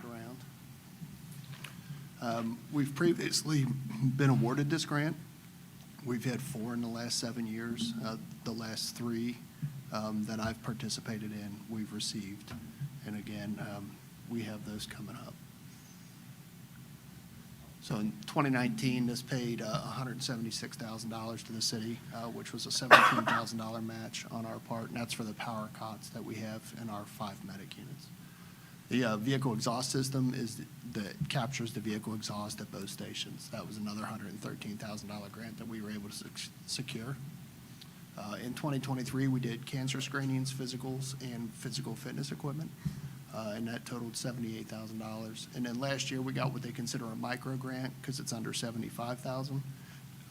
And we were able to get $28,000 for that. And that's the new equipment for the new engine. So for the first time in department history, we will have 3 fully outfitted engine companies. So there won't be these 4.5, 5-hour changeovers with making, runs in the middle of that. So it's a 10% match, so we brought in almost $400,000. Of city funds, we've spent about $40,000. And this is stuff we would have bought regardless. So this is pay 100% or pay 10%. And it's no different with what our goal is for this year's grant. So our SCBA's is the breathing air systems that we wear on our back. They're 10 years old. They have a 10 to 15-year lifespan, depending on where you work. Working here, 10 to 12 years at the most. So we're at 11 years right now with these. They are in our 10-year capital plan, so you've all seen that before. So we have those budgeted for next year at the $328,000 range. So this grant would greatly offset that cost out of our operating budget for next year. When all SCBA's are in service, we have 25 of them in our fleet. At any given time, we have 4 to 6 of them out of service. So when something's out of service, a backup medic unit, a backup engine, or a staff vehicle does not have SCBA on it. So this grant would cover 32 SCBA's, so we would take our inventory from 25 to 32, and that would supply every vehicle in our fleet, including staff vehicles with SCBA. It would also give us dedicated training packs, so when we're doing our training, we're not using frontline packs, so they get beat up on runs and they get beat up on training. So this would really give us that afforded option to really, hopefully next time, get the 15 years out of our air packs instead of the beating they're taking today. It includes 36 spare bottles. Those are the spare cylinders that we carry on the apparatus for when we're at fires, and 55 SCBA masks, and that would cover full-time and part-time employees. So the fiscal impact, this grant would not exceed $328,000 is what we would submit for. The federal would be $295,200, and then the remaining balance that we would be on the hook for would not exceed $32,800. We budget $125,000 a year for equipment, and this would come out of that $125,000. So this isn't asking for new funds, but it's, again, pay $328,000, and you all know what that's going to look like in our operating budget, or pay the $32,800. We have 3 years to spend this money. So even if we're awarded, depending on how the budget comes out next year, we don't have to buy them next year. We can buy them in 28, 29. But this is, an option. And this grant closes on the 22nd. So we've got everything filled out. We just Of need- June? Yes, sir. Yeah, next Monday. So you need a response from us now. Yes, ma'am. Yes. And it just opened, so they're open for 6 weeks. That's why we had tonight to come in front of you, just to let you know what we're trying to do. Do we need to make a motion to approve or to? Ideally, for purposes of tracking this, a motion, second, and a voice vote to approve pursuing this grant would be ideal.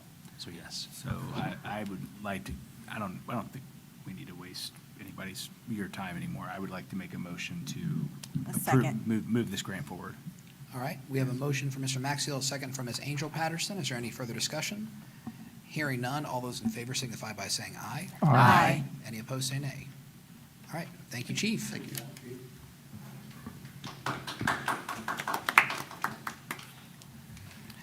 And our second discussion item is for stormwater. All right, hello again. Cody, here's the clicker. I don't know, Cody's giving me the power. This could be good or bad. Can it default to you, Cody, when I goof it up? All right, I see green, so, okay. All right, so hello again. We're here tonight to talk about our stormwater utility program. I recognize it's complex with different programs happening in the office and the field. And I want to make sure everyone has a solid understanding of the program, the financial impacts, so you can make good decisions tonight. Real And- quick, Ms. Moore, Yeah. if I may, is my understanding that this presentation is going to be rather lengthy? Oh, yes. Okay. Do we So need would I a like? quick break? So yeah, I was wanted to say if I Good could make a call, motion Andy. for a quick 5-minute recess so we can, I would say Plan yes. accordingly. yeah. Care of business. Okay, so there's a motion Second. and a second for a 5-minute recess. All those in favor signify by saying aye. Aye. Motion carries. We are in recess until 7:35.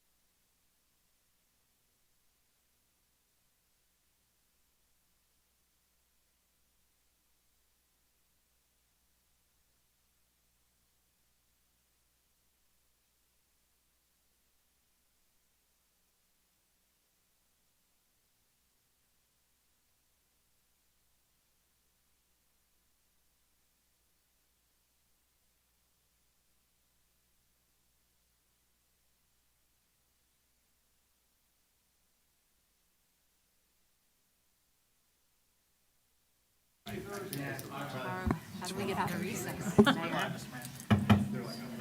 And I believe we're out of recess at 7:37. That's about as hard as it's going to be.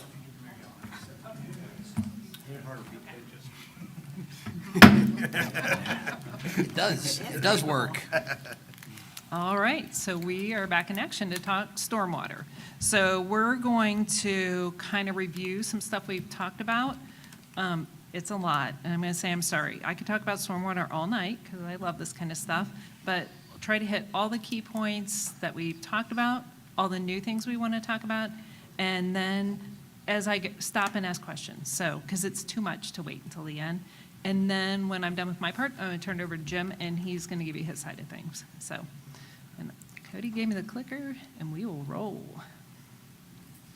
All right, so here's kind of an overview agenda. We're going to look at January 20th, February 2nd, those presentations. We're going to take a deeper dive into the utility day-to-day operations and maintenance. Give a quick overview of our residential credit program. And then technical review of the proposed stormwater non-residential credit program, technical review of the proposed stormwater homestead exemption program, and then turn over to Jim for the important legal stuff. All right. Just for folks' reference, YouTube links to those meetings from January and February. But those meetings, like when I look back and watch them again, covered a lot of technical information, really in a short period of time. So it was a lot. It's going to be a lot again tonight, but ask questions.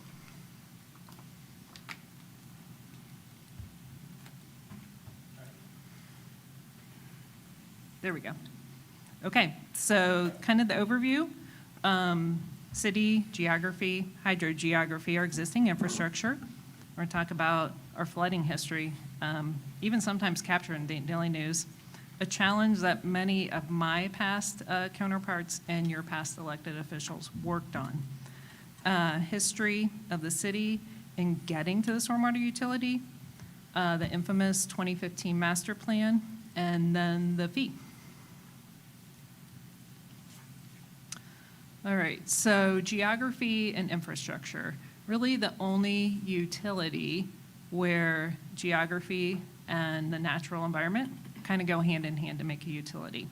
So it's streams, it's watersheds, aquifers, interconnected components of the water cycle, right? Rainwater flows across the watershed, the land, either enters the stormwater infrastructure, like man-made gutters or pipes, or soaks into the ground to recharge the groundwater, and then runoff ultimately makes it to streams and rivers. It's all interconnected water cycle. Rivers and streams. And this is where I say, like, we are Riverside. I don't know who gave us the name. They got it right. So we sit by some significant water bodies, right? The Great Miami River, Mad River, Lily Creek and its tributaries, Little Beaver Creek and its tributaries, which are at the south end of town. Of note, and this is where my science geek side comes out, all streams and rivers in Riverside eventually end up in the same body of water. That's the Gulf of Mexico, right? So here's our local waterways. This map is what, in my world, they call it a blue line map, this blue line stream map. It's all natural waterways, includes creeks or rivers. They're either depicted as a solid blue line or a broken blue line. They're maintained by the USGS. Solid blue lines indicate perennial streams. That means they flow year-round. And dashed or broken lines indicate intermittent or ephemeral streams, which means these only flow during certain seasons, like maybe spring or after heavy rains. And then we have plenty of other little creeks and streams that are unnamed in the city. The Great Miami-Berry Valley Aquifer. So Riverside, we sit really in the middle of the region's aquifer. It's massive, it's highly productive underground reservoir of water. It's located in southwest Ohio. It stretches along 15 counties from Hardin County to Hamilton County. It holds over 1.5 trillion gallons of water, and it supplies the drinking water for millions of people in our area. It is designated a sole source aquifer by the US EPA, which means that's many folks' only means of drinking water. Infographic that explains an aquifer, because I think that we got to understand the whole water story here, right? So it's a natural underground layer of water-bearing permeable rock, gravel, sand. And of note, surface water and groundwater are interconnected. So groundwater can feed a stream can also filter into the groundwater. There's recharge, right? Rain or snow falls on a watershed, a portion of that water soaks in the soil, infiltrates down to refill the aquifer, recharge it, or groundwater can, it's summertime, the streams get low, you can see the river levels rise and fall. Some of the streams around here receive discharge from the aquifer to keep that stream flowing. This map, you see where we are in Riverside, we really sit right in the middle of the aquifer. And the aquifer is that light blue area that's shaded around the blue line stream, which kind of follows the Great Miami River and then kind of spins off in little areas. So we are in the City of Dayton Source Water Protection Area, right? They run the well field and the water plant. And then we have an overlay zoning district with many restrictions in that as to what chemicals you're allowed to have in order to protect our aquifer. In fact, our garage, our shop, sits in that district. So even in areas of the map, though, where you aren't on top of the aquifer, our water table is very high. So that means the water level as it sits is very close to the surface of the ground. That means that ground, it doesn't have a lot of room to absorb. In some areas, that water table is as low as 8 feet below ground. That's pretty close. Oh, and for council, I also have some YouTube video links if anyone wants to watch this fun stuff in the future, but it's pretty exciting stuff about the watershed. So, watersheds, that's a term that more people are not familiar with. It's an area of land where all precipitation flows into a common waterway. It can be practically any size. The boundaries are determined by the shape of the land and generally connect all the highest points around a body of water. They encompass all water that flows over land as well as water flowing below ground. Water enters and exits a watershed at different rates and in different ways, and factors such as amount and type of precipitation, infiltration into the soil, evaporation, transpiration, all are part of the water budget, impact water inputs, outputs, and changes in a watershed. This is an infographic of a watershed, so you can kind of see where all the high points kind of flow down, eventually land in that. An outflow is, it can be a reservoir, it can be a river, it can be end up in the ocean, like where we said all water from here eventually ends up in the Gulf of Mexico. This is how EPA looks at us, gives us permits. They look at these different watersheds and they divide them up into things they called HUCs, hydrologic unit codes. It's based on the geography. Depending on what HUC you're in is what your permit rules are. So most of Riverside lies in the Great Miami River watershed. Watersheds, they don't observe city limits. So areas beyond Riverside, like Beaver Creek, Dayton, Huber, the base, they flow into our watershed. And as such, our areas in Riverside flow outside of our corporate limits. But anything in this light blue area is draining in and through our city. And then the receiving stream ends up being the Great Miami River. So even the Mad River watershed feeds into the Great Miami. I'll say the key takeaway of all this, our hydrogeology, it is challenging. We have a lot of things to balance in terms of water. So then you take all those natural waterways and then you add man-made infrastructure. So the stormwater system is usually constructed to align with natural geography. Water likes to flow downhill. So typically when you're designing a system, you try to use gravity to your advantage to collect and convey the water. And so it works side by side, like even with engineered systems, like a designed retention pond, and you get this hybrid drainage network of man-made features and natural features. Our city challenges. We're the city of 7 islands, bisected by Dayton and Wright Pat. Wright Pat, unique even in Dayton's, they shared their stormwater maps with us, and we're trying to figure out what connects to what. At least we have their maps. Right, Pat? All of their maps are secret. They don't share those. So it's like it flows into a black hole, what flows in and what comes out. And then I think our biggest challenge too also was back in the day when Dayton was doing annexation. Some of our neighborhoods, like every other street, Dayton, Riverside, right? So do those storm pipes connect to each other? Do they not? Sometimes they do. Most of the time they don't. Our city map, this snapshot of the city, north and south, those little pinkish purple lines are our stormwater system, what's mapped of it. There's missing gaps, so what's there might be there. It might be connected to something else that isn't mapped. And then there's no asset details. Asset details would be installation date, size of pipe, pipe material, that kind of thing. An accurate map is really the foundation of building your stormwater system. It's hard to manage a system when you don't have it mapped or the condition of those pipes assessed to know what connects to what, how big it is. I mean, we found areas where bigger pipes are connected to smaller pipes. That doesn't work too well. So it's hard to design solutions when you don't know what you have. All right, north and south. So back in 2014, the city contracted with AECom to prepare this 30-year stormwater master plan.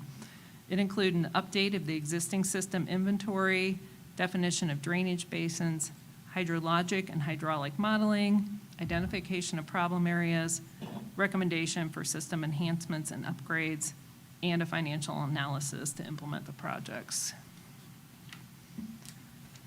We're going to start in the north part of town. So this is what the master plan in 2015 identified as the most critical problem areas back in 2015. So I don't think any of these have dropped off the list. They might have changed in terms of severity.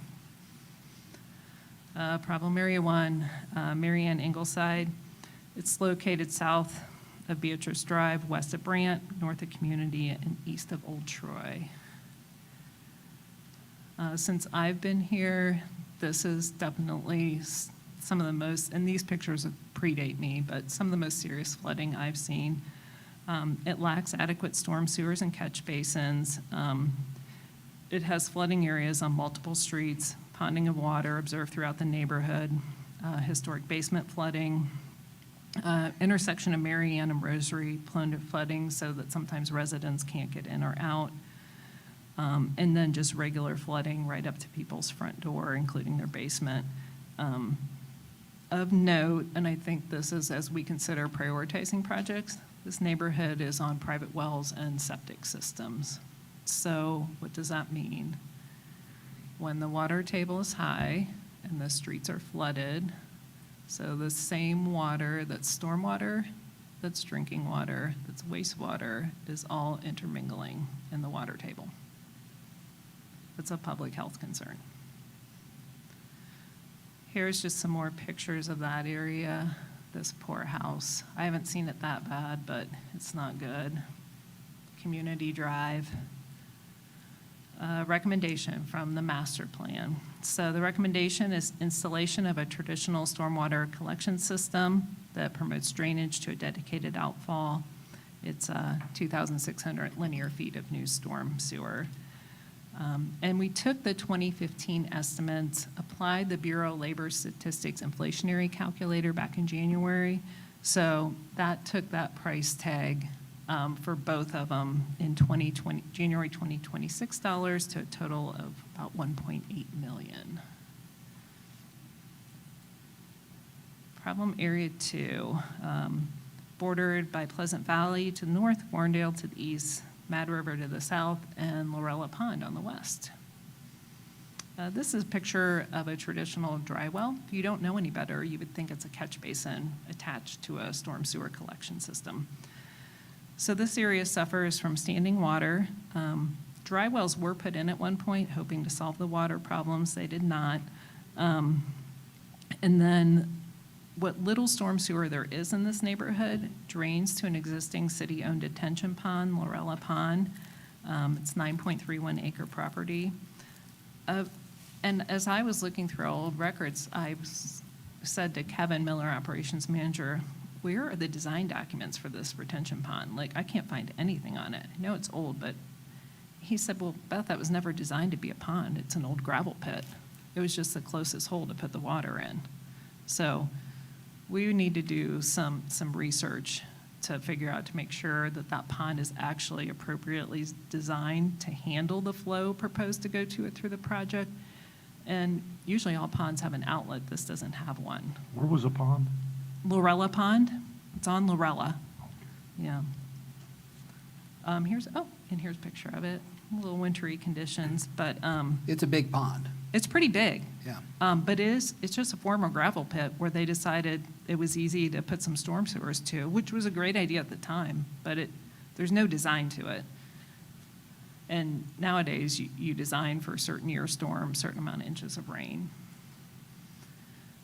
So the recommended solution for this problem area 2, extending the existing storm sewer system along Rohr and Rondoa, 2,400 linear feet of new storm sewer to the pond for a January 2026 estimate of about $900,000. If anyone's not sure, the pond is where Lorella dead ends into Broadmead, right behind Sagamore. So the west side of the Valley Platte. It's surrounded by a large chain link fence. Yeah, with- but so it's a big Not pond. open to the public. Right, right. Kept safe. and I'm just giving it touched. as a reference point. I'm not saying, let's go visit there, hang We- out. We can go on a field trip there, but, all right, problem area 3. This problem area is bordered by Schwinn to the north, Harshman to the east, Community to the south, and Brant to the west. Localized flooding. That doesn't look awful, but the clouds sure are reflected pretty in that puddle. The existing conveyance system in this area is just a patchwork of open channels and small diameter storm sewer that's not adequate to convey the surface runoff. Hence, it just sits in front of people's houses. Frequent flooding. 9 homes have been reported over the years through work orders as surface flooding that approaches their front door. And then the sheet flow is causing erosion in the drainage ditch along Brant Pike. Storm sewer is shallow, gaps, and the drainage is poor. As much as our area, based on our soils, we talked about sand, silt, and easily porous, whereas you'd think stormwater would be able to drain in quickly. We also have areas of unconfined clay in the till, so that water just sits there on top of that clay layer and doesn't go anywhere. So when you see it sitting, it's likely a clay layer holding it in. All these pictures are historical that staff had collected over the years. Recommendation for this one, extension of the storm sewer on Brant, curb and gutter. This is a bigger one, 7,600 linear feet of storm sewer, 2,600 feet of curb and gutter, 2026 price tag, $1.93 million for Dawes and Beatrice, and for Upper Avondale, 1.86. Problem area 6, Northern Circle. I had a bunch of phone calls from these folks during our last high rain. It's bordered by Northern Circle on the east, north, and west, and then Needmore to the south, and it includes Gary Drive.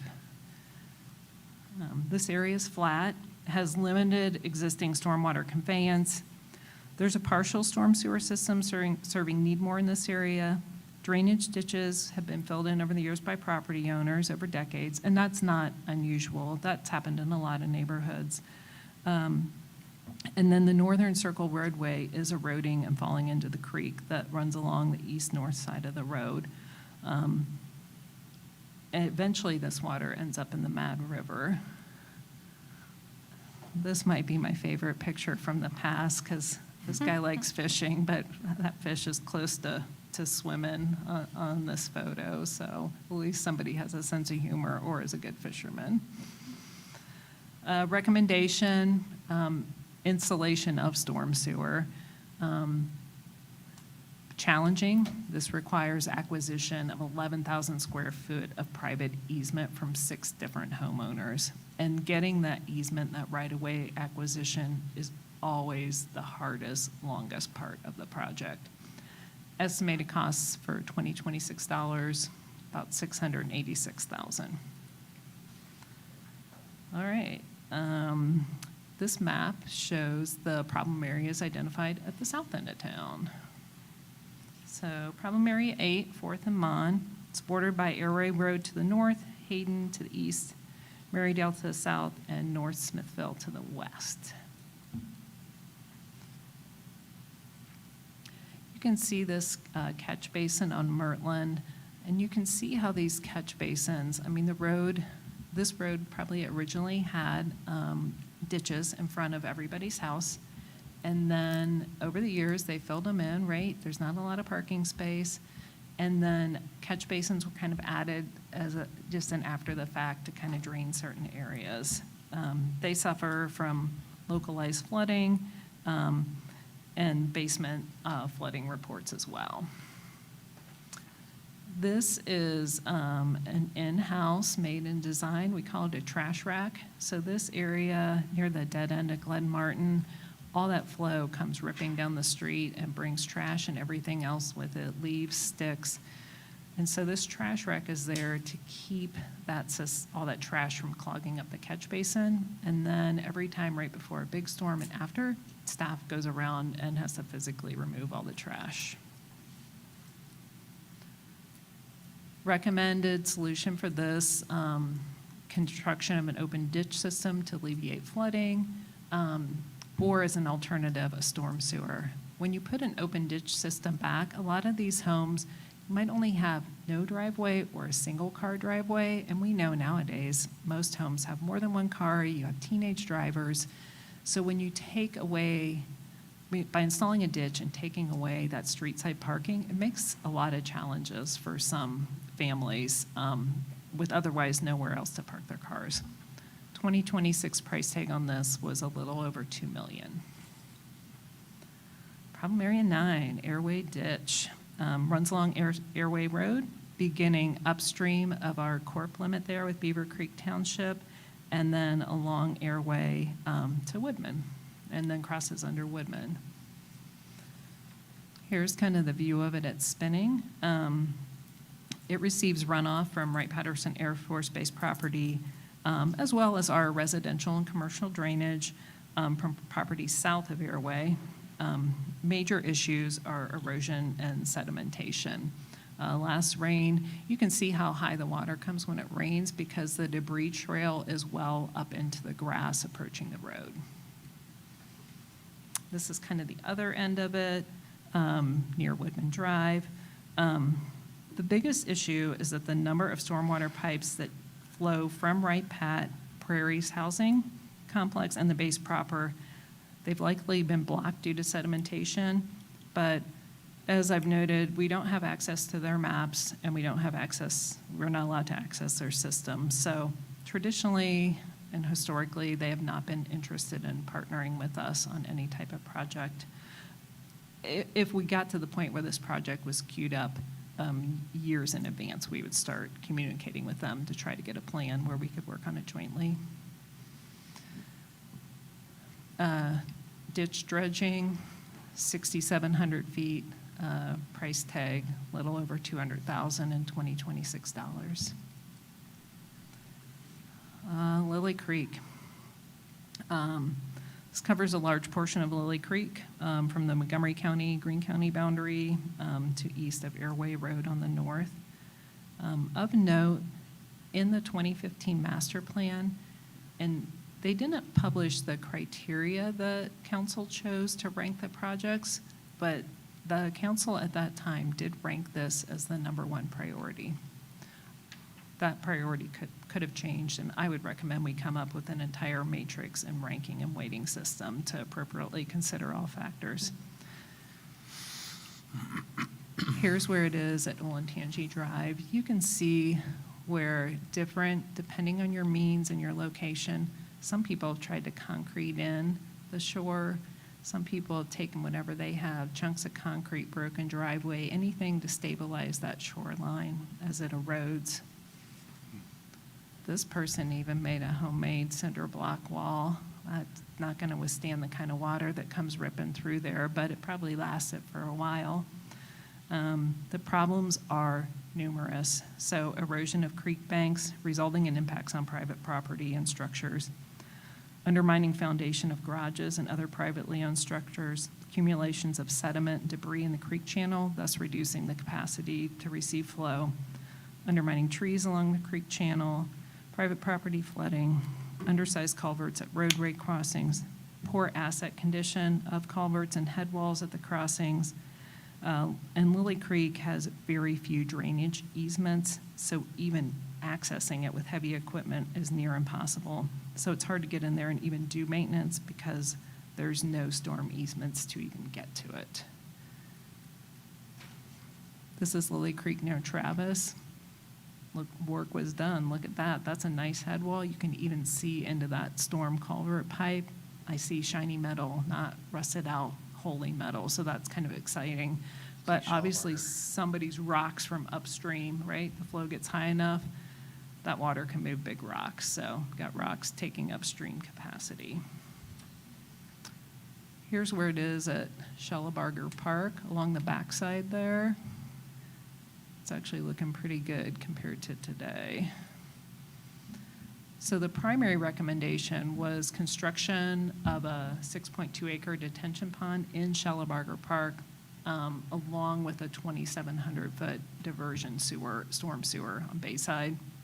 2026 cost $8.3 million.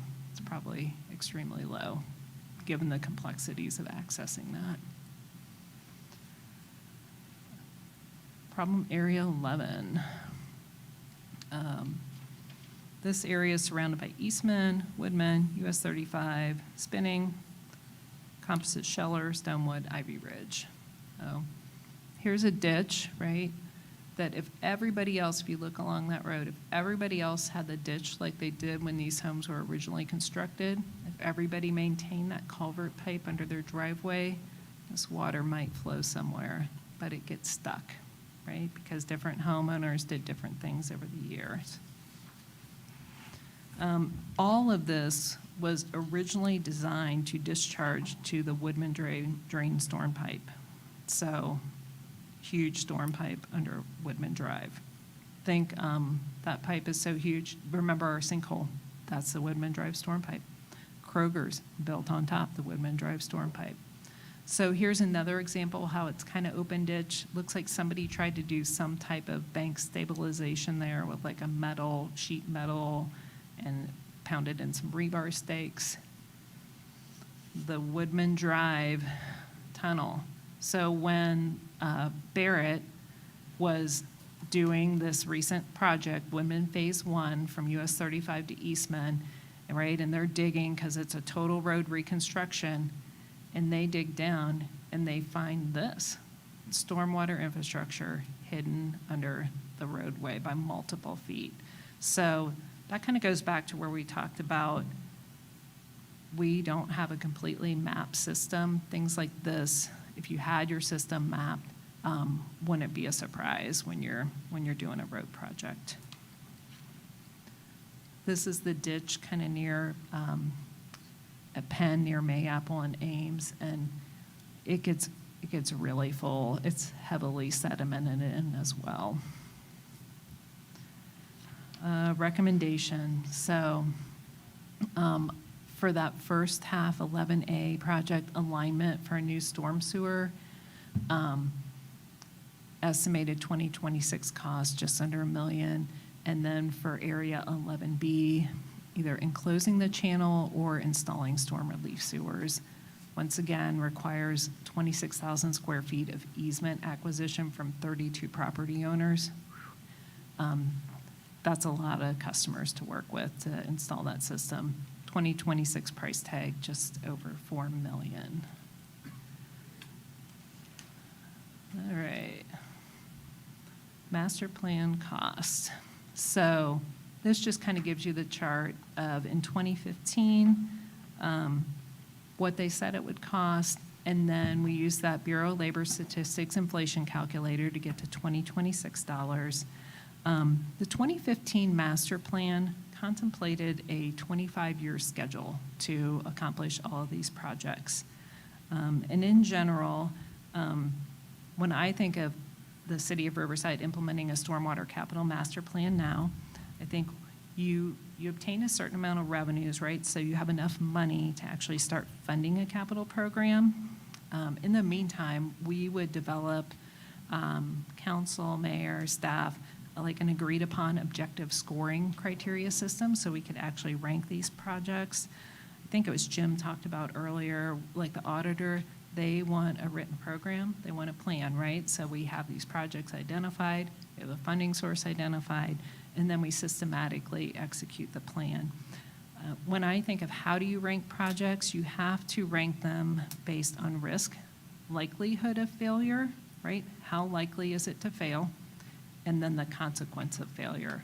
How bad is it if it does fail? So that's a very traditional asset management-based approach, and I think we could use that matrix and come up with a really good system to rank projects. The stormwater history of the city. These slides should be looking familiar. I might be the only geek who had fun going back and looking at them. But, Not the only one. all right. But I like it, I think, because it tells our story. So these are Dayton Daily News clips. They go back to 1932. So the flooding history of Riverside, it's long. It goes back to before we were a city. But if you think about it, like the Great Flood was 1913, right? So in 1932, all this stuff, it's still very real in people's minds, the horror and the damage and the lives that were lost. And then Miami Conservancy District, they were in their infancy.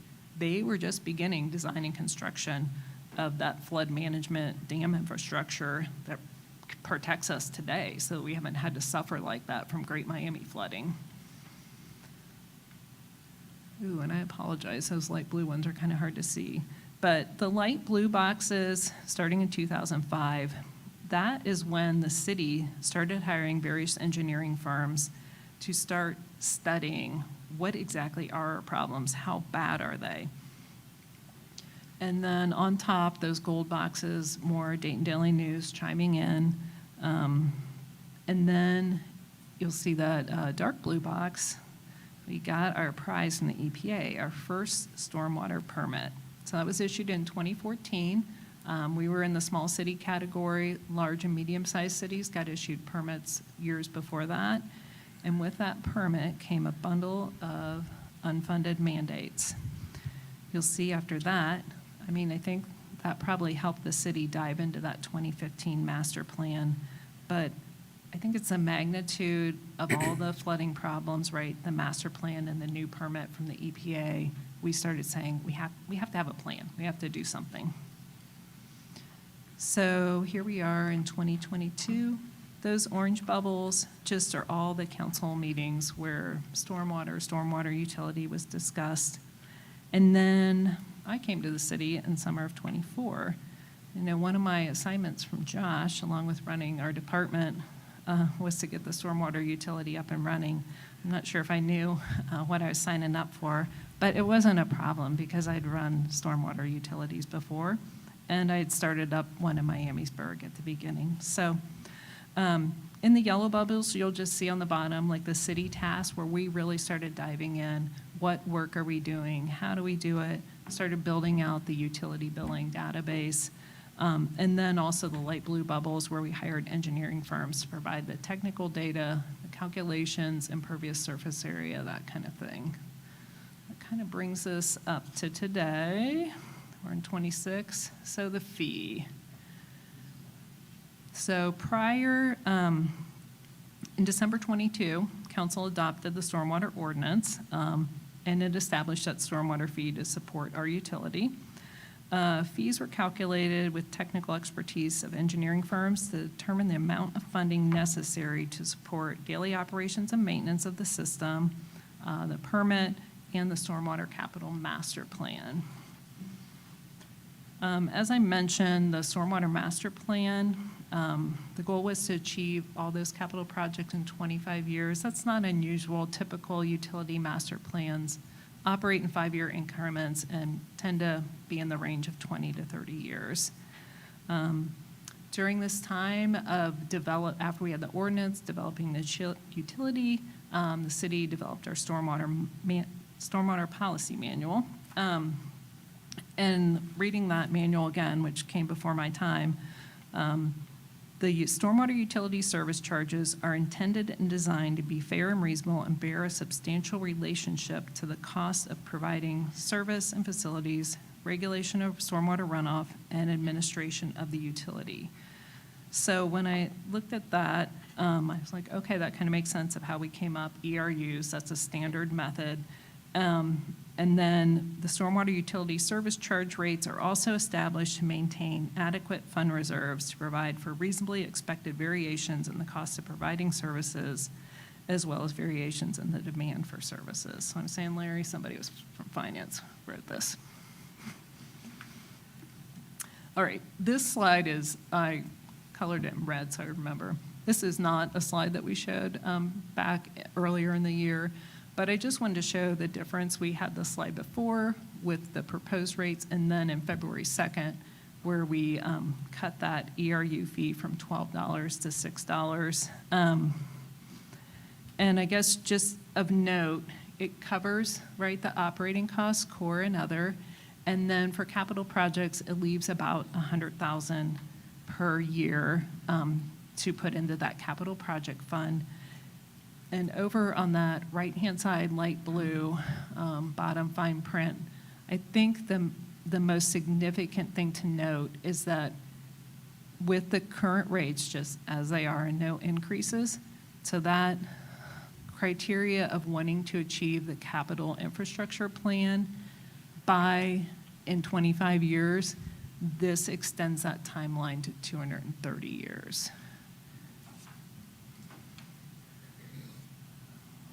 All right, so core operating, and I will say, I remember working with Josh as we worked on how to break this down. So core operating, it's people. So you can see all of us, my team, some utility billing team, what % of those folks are charged to the stormwater fund. And we did that as we developed the budget going into this year. So that's 300,000 plus. Other operating, so that includes stormwater maintenance, stormwater permit items, and utility billing items. Well, this is my favorite slide. This is the work we do every day. So stormwater maintenance, that's our day-to-day work on infrastructure like bridges, inlets, catch basin, manholes, pipes, and outfalls. What kind of things do we do? Clean inlets, catch basins, manholes, and pipes, clear debris from culverts and bridges, inspect via visual observation, all those same items, and then repair our storm sewer infrastructure. This also includes the equipment to do the maintenance work. And just to mention, highlight, as you all know, end of last year, beginning of this year, our 20-plus-year-old vac jet truck, it finally died. It rusted out from the inside, and purchase of a new truck is approved in this budget. I just wanted to give a shout out to my team who has just thoroughly knocked on every vendor rep's door and had various vendors come in and demo these vac jet trucks. We have evaluation forms for every vendor and truck that comes in. And they really, to maximize the fact that we don't currently have a vac jet, our cleaning list, we've been having the demo vendors come and go to the areas that need cleaned. So we have about one more demo this month, and then we're going to have to start running a truck to do that work. But kudos to the guys for just being so good at doing so much with nothing. But yeah, we'll come to you later this summer with a recommendation for a truck replacement, and they're super excited with the technology and efficiency of these vehicles. It's awesome. This is a cover page from our EPA permit. Things that are on the permit, I don't think anyone wants to read the 60-some pages, but I've turned every item on it into a spreadsheet checklist to make sure, we work on compliance. But mapping of the system is a component, sizes, materials, conditions. Another thing, reduce pollution from entering the system, inspecting outfalls, tracking illicit discharges, enforcing stormwater rules on new developments and overseeing construction site runoff, maintaining our stormwater system, monitoring water quality, and public education and involvement. This slide I've highlighted. If you don't follow your permit, bad things can happen to you, right? We're legally obligated. I don't want to end up in jail with any misdemeanors, fines, or felonies. I have Ohio EPA licenses, water and sewer. I worked really hard to get those. So by signing our annual reports and submitting it, I'm putting my licenses on the line, so I take it very seriously. Of note, our current permit, along with the rest of us in this watershed, our permits expired March 31st this year. It's typical of EPA. Permits expire, and then they work on renewing them. They're issued in 5-year cycles, and you operate on your expired permit until they give you a new one. So I would like to say we're anxiously awaiting our new permit. We're not. Every new permit comes with more stuff that we have to do. So coming soon. The other piece of daily operations and maintenance is April's team, that customer service piece, right? The billing and the software, the managing the account, the talking to customers, validating the data that we have. And then my team handles the residential stormwater credit inspections. So people submit online, we schedule time, and we go out and check them out.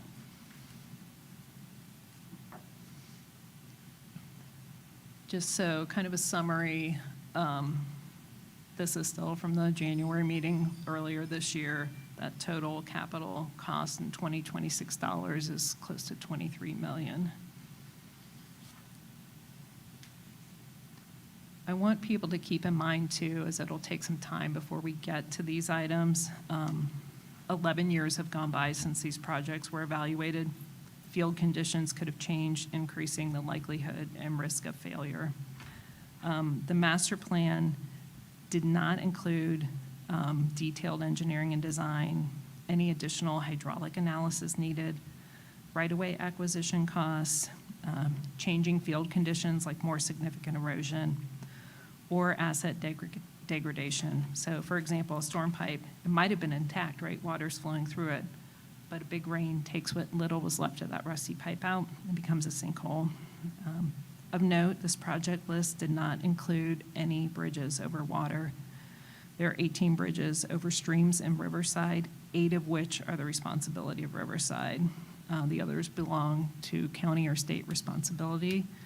And right now is the time of year where the contractor is doing our annual bridge inspections. So they will be inspecting all the bridges in the city, and they give us reports on those coming soon. All right. Any questions? We're rolling. Okay, so now we're going to dive into what was covered in the February 2nd council meeting. This one was a little shorter, and we won't go in detail on all of it.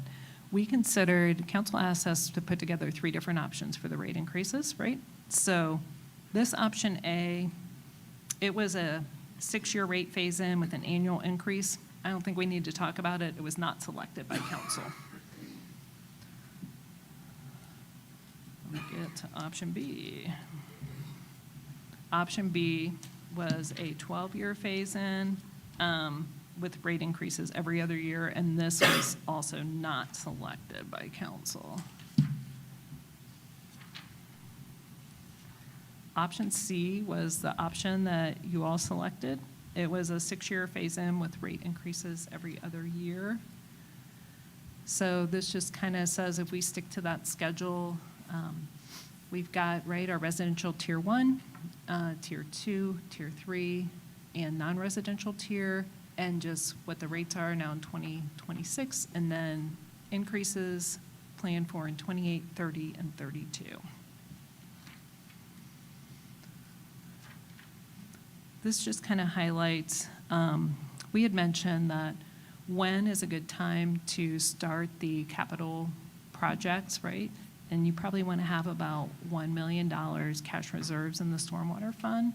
And if collections go as planned, then in '28, at the end of '28, we should have a little over $1 million. So that gives us a little bit of time to put our plan together and prioritize our projects.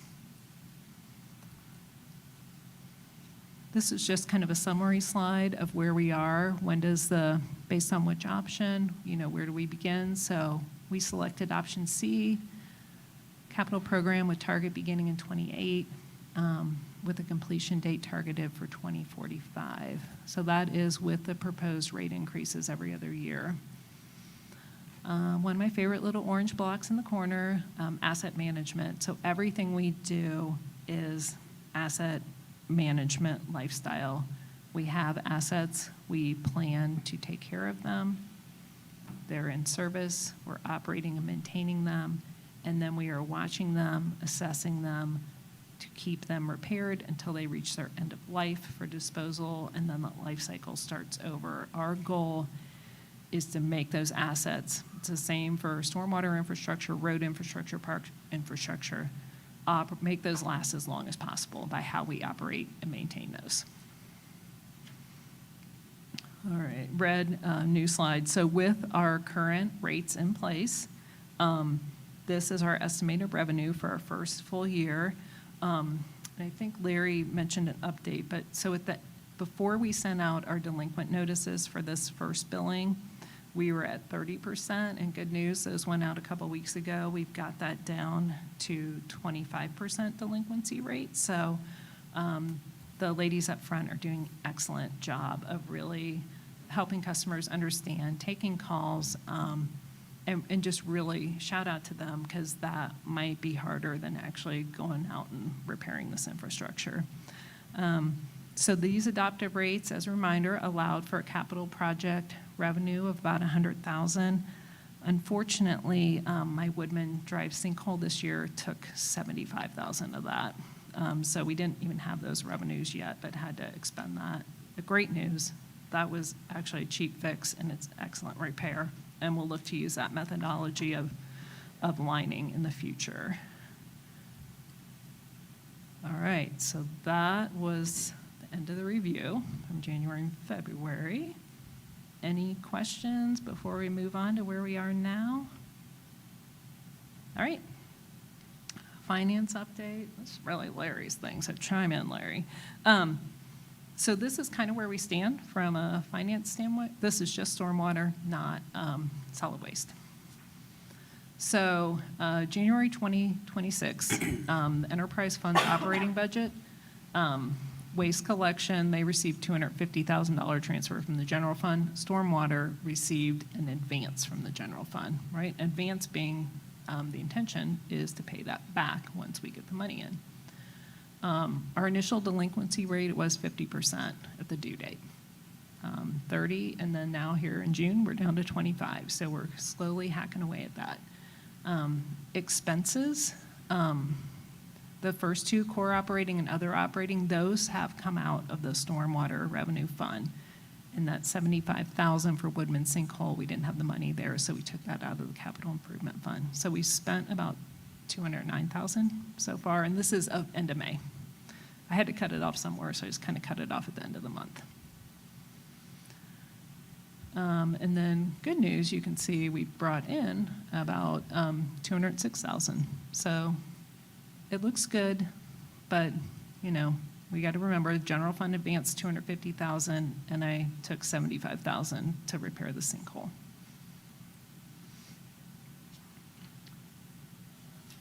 All right, our stormwater utility. I think I hear about once a week from a customer, Dayton charges this, Huber charges that, Xenia charges this. And it's true, everybody's rates are different. Those rates are unique based on the requirement and the needs of your system. So know that my objective of our stormwater utility, operate and maintain a drainage system that safely and effectively conveys stormwater and is in compliance with regulatory requirements. I've mentioned our foundation, asset management. managing assets to minimize the total cost of owning and operating these assets while delivering the service levels agreed to within the corresponding budget authorizations. So our EPA permit, our stormwater infrastructure or lack thereof, all that went into what should our rates be. Here are the current goals of the program, and staff is very clear that these are our goals. Compliance with our permit, operate within our budget authorized by City Council. We're still working on identifying and mapping the stormwater assets owned by the city. Cleaning debris from the system. You don't realize how much sediment, trash, and debris takes up your capacity. You remove that trash and sediment, you actually get more capacity and water flows through better. Actually doing formal inspections on our assets, routine repairs, replacing assets when they're at the end of their life, and then constructing storm systems where none exist or the current system is inadequate. I use the term assets. I thought, oh, I better make sure people know what I'm talking about. That's my lingo. So we are always operating and maintaining. We are always focusing on two things: water quality, water quantity. So an asset, that's an inlet, could be a catch basin or grate, a dry well, a manhole, a pipe, outfall, city pond, city culvert, city bridge. What are our programs? Utility billing, the residential credit program, drainage management, storm system maintenance, permit compliance, street sweeping, flooding investigation, illicit discharge. Somebody asked me, what is that? It's when somebody is dumping down something down the storm sewer that shouldn't be in there. It could be motor oil. Angie's team has been helping me on investigating some illegal dumping in one of the neighborhoods in a storm sewer, somebody dumping stuff in a catch basin they shouldn't be, right? The only thing supposed to go, only rain down the drain. These components, I think sometimes it's hard when half this stuff is buried underground. So there's the things you see above ground, right? So you can see the ditch in front of somebody's house, the curb and gutter. Water flows through a catch basin. It might flow through a metal pipe, concrete pipe, could be even a plastic pipe. And then it passes through on top. It's called a junction box. Travels through manholes, vaults. So you might only see that manhole lid on the top, but when you pop it open, that middle picture there on the right is what's going on down in there. More components. It could flow through a city pond. It could flow through a neighborhood HOA pond. It could be the stream in your backyard. As flow goes downhill, as pipes get bigger, more vaults, more junction boxes, more tunnels, under a bridge, and then an outfall, usually at a stream or a river. So what we have, our stormwater credit program, the residential credit program, it's really kind of been exciting. It's been so nice just seeing people have been so creative on what they've done, and then also people taking advantage of stuff they already had in place, like rain barrels, to get their credit. Our city residential credit manual, it's online, it's available. We always suggest that people read it, get your ideas. It tells you how to plan it. And then if you have questions, call us. We can come out to your house and talk to you about what might work best for your house. There are currently 4 options for single-family residential property owners. It's a 25% maximum credit for installing one of our approved stormwater measures. The first one, on-site storage. Rain barrel most popular, but we've also had a couple, an above-ground cistern and 2 below-ground cisterns. Those were really cool. Somebody who built those houses back in the 40s had a lot of foresight. You can reduce your impervious surface area. You can install a rain garden according to the plan, or a vegetated filter strip. I've also seen some really pretty gardens and some great vegetable gardens of people taking advantage of this. All right, so I think the request was to look at a non-residential program. Non-residential credit program. You should have received the technical memo in your packets maybe that went out Friday that kind of did an overview. So staff did some research. And I think of note, a non-residential program to me is very different than a residential program. So the common theme of what folks have in place, and there are non-residential programs throughout Ohio. These utilities typically, they're running pretty well. They have a fully mapped system, usually have a steady amount of development or redevelopment, and they have that stormwater capital master plan with prioritized, budgeted, and scheduled projects. What is the purpose? And I think from a technical perspective, the purpose of this program, it provides financial incentives to property owners who implement on-site practices that reduce the volume, rate, or pollution of stormwater runoff, which ultimately helps the city that is granting the credit to achieve Ohio EPA mandated permit requirements, manage erosion and flooding, or minimize stormwater infrastructure network maintained by the city. So typically, the most common categories of credits, we have the 4 that we talked about in residential: water quality improvements, water quantity, green infrastructure, compliance with EPA permit requirements, and then missing gaps. So what would a water quality improvement project be? These reduce pollution by installing features like bioswales, bioretention cells, constructive wetlands. Those filter out toxic chemicals, sediment, oil, debris before they reach local rivers and streams. But then you have to give consideration to what the pollutants of concern are identified by EPA for the various streams and rivers in Riverside. So EPA allots each watershed and that stream or river, they issue what they call a TMDL, total maximum daily load. This is basically the specific, I'll call it pollution diet, for our watershed. It identifies the pollutants that are troublesome and targets reduction levels to bring the river back into compliance. Pollutants of concern, and these are typical of watersheds in our area: total suspended solids, TDS, total dissolved solids, total phosphorus, total nitrogen, and then organic enrichment leading to low dissolved oxygen, all of which impact the critters that live in the stream. Water quantity controls. These projects, they relieve flooding, erosion, free up existing stormwater infrastructure, conveyance capacity, retaining, detaining, helps prevent scouring of stream banks, mitigates localized flooding.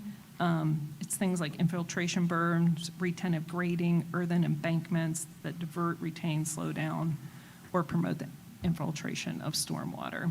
So it's basically trying to reduce the peak flow of runoff from a property.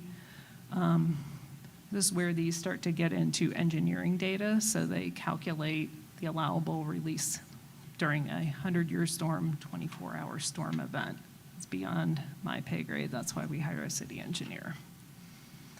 Green infrastructure. Green infrastructure is where I say the cool kids are. So the cool kids, these cities, they already have all their regular storm infrastructure. They're taking a step further. They're going green. So they're trying to capture that rain where it falls, mimics natural hydrological processes. So these folks are keeping that rainwater where it falls. They're taking out traditional infrastructure and installing green infrastructure. Green infrastructure has a ton of benefits, but it is also way more expensive to maintain. It's way more maintenance heavy. Think if you have to have a green roof. That's a lot of work to maintain all those plants on the roof. Constructive wetlands, riparian buffer restoration, forest restoration, that's keeping living things alive. It's a lot harder than maintaining a piece of concrete or metal pipe. Pros and cons. This is from talking to staff and looking at other programs. So the pros, IPRA does provide long-term but not immediate financial relief to anyone, any of our non-residential account holders. We currently have 531 of those non-residential in the category. It helps us meet our EPA permit requirements, supports compliance through runoff reduction, public education, infrastructure improvement. That's great. Anything that gets us closer to compliance is good. It improves our local water quality. Anybody who spends time in our rivers and streams, right, fishing, kayaking, that's a great thing to have. Water that you can feel safe playing around in, eating the fish that come out of it, reduces erosion by minimizing those peak discharges. I think the con is the financial impact. With our revenue stream, that when we cut the fees in February, it really impacted our capital program budget. Our delinquency rate We're down from 30% to 25. That's still very high. When they first, when the engineering firm first made a conservative assumption of what our overall delinquency rate would be when they put together the numbers, they were looking at 9%. So we need to work on getting that down. So my fear is that any additional cuts would really lead into our operational budget. I'm also worried about staff capacity. We have limited staff, so well, any type of program, this would rely on staff review, site inspections, financial verification, documentation. So we could administer that, but those are the same people who are doing everything else. Of note, I mentioned it does require engineering support, so both the applicant and the city. Our current contract engineer costs are $315 an hour, so we'd have to contemplate that in approval and review of any of these projects. So I think staff for sure understands affordability concerns, but it's not, a non-residential credit program isn't typically designed to provide financial relief instantly. It's designed more for long-term solutions that ultimately financially benefit the property owner over decades. There are dozens of examples of successful non-residential credit programs, and I think given time to develop our stormwater utility comprehensive capital program, we could benefit from this. But right now, there's still significant financial challenges. We're just in year one. We've had one collection cycle. So at this point in time, staff would not recommend moving forward with a non-residential credit program respectfully, but I'm happy to answer any questions you might have. I do have a couple of questions. Sure. For the other cities that staff were looking at that do have successful non-residential credits currently, do we know if those credits were implemented at the start of their program or if they were implemented later after they had already established and had a solvent program? The only local program I know of that's done them is City of Dayton, and they were underway for, and it's all staff turnover. Gosh, I was at Dayton when we first got the stormwater permit. That was a long time ago. So the same staff aren't there. They've all retired. But they, looking back in their records, they said it was 10 years of collection before they were ready to start this. And they used their existing team from their source water protection program, their Division of Environmental Management, was already out reviewing and approving source water protection grants and reduction programs. So that same team that had been doing source water protection work for decades then took on the stormwater non-residential. Okay, and then the smaller churches, for example, I know there's other things, but I'll use churches as an example, that are within like residential areas now. Are those currently considered non-residential for stormwater purposes or residential? Non-residential. You have Okay. to be a single family home, right, to be residential, and then the tiers 1, 2, and 3 is based on the amount of impervious surface area. If Okay. you're not, then you fall into, everybody else is in non, so it can be a church, a store, a gas station, and everybody else, non-residential.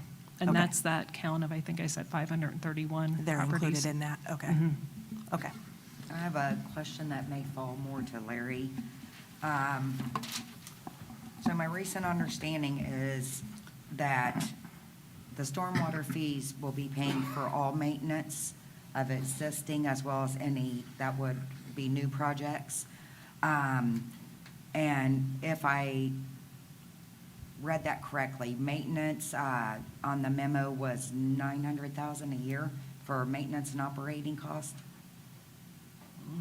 We can go Does back. anybody recall? But when we say operations and maintenance, we had core operating, which was personnel, that was 300 and something thousand, and then that 600 and something, whatever that different one's, 5 something, that is operations and maintenance. So that's all the equipment, the trucks, evac jet, the materials, concrete, rebar, vaults, catch basin, manhole lids, that stormwater permit program compliance, that's everything else that's the day-to-day. I So think the that- 900,000 you got was from the original study that was in the table that broke down the proposed capital costs with proposed ongoing maintenance, because it was 900,000, then 1.1, and it originally added up to 2 million before we cut it in half. Can you go I think back? that's where the 900 number's Cody, coming can you from. get Can you go back to 66? that? I think it's maybe page 66. It has the teal, orange, and dark blue bar chart. We're getting close. Right Yeah. there. Yeah, I think that might be it. That's prior to, go. Yeah, this is one more. before, That was- this is yeah. before, but I think that those The two next screen, numbers maybe. add up to 900,000. Okay, there's the difference, yeah. So 326 core operating people, other operating, it's everything else. So those together would be the 9, that's probably what you were looking at. Yeah, I think that's where you're So- coming up with that number. Previous to this, how much were we spending for these same items on our routine maintenance, personnel, and everything? Well, I don't have the 20, it wasn't separated out in the 2020-25 budget, right? Because we didn't have a stormwater fund, but we tracked all our work through work orders. But a work order would have, and the guys have done a good job with those, so we're tracking all work. We are adding labor and equipment to each work order, and we're now working on adding like materials and inventory to get a total cost to do this repair at the corner of Main and First, it cost X. But that wasn't separated out in 2025 because it was all coming out of the general fund. I'm mainly speaking general maintenance, like regular maintenance. Everything was coming out of the general fund in 2025, so that money was the same pot of money that I'm doing the street work out of. So the service department budget wasn't broken. It wasn't broken out. up the way it maybe is broken up Right. now. My parks budget is a separate line item, but street, storm, all that work was all out of one pot of money. Okay, so there's no, There if wasn't- I'm understanding correctly, there's no way of telling now how much this is actually going to be. If all of this comes out of the stormwater fees, there's no way of telling how much that's actually saving in general funds where they were coming out of before? Is that correct? That's, I mean, I think we'll know what we spent out of the stormwater fund this year. So at the end of this year, we could kind of say, okay, what did we spend out of the stormwater fund to do stormwater work, right? Because we're charging stormwater stuff to stormwater fund. So I think, Larry, correct me if I'm wrong. I think by least January an of next average. year, we'll kind of have a better idea of, it's on the financial side of it.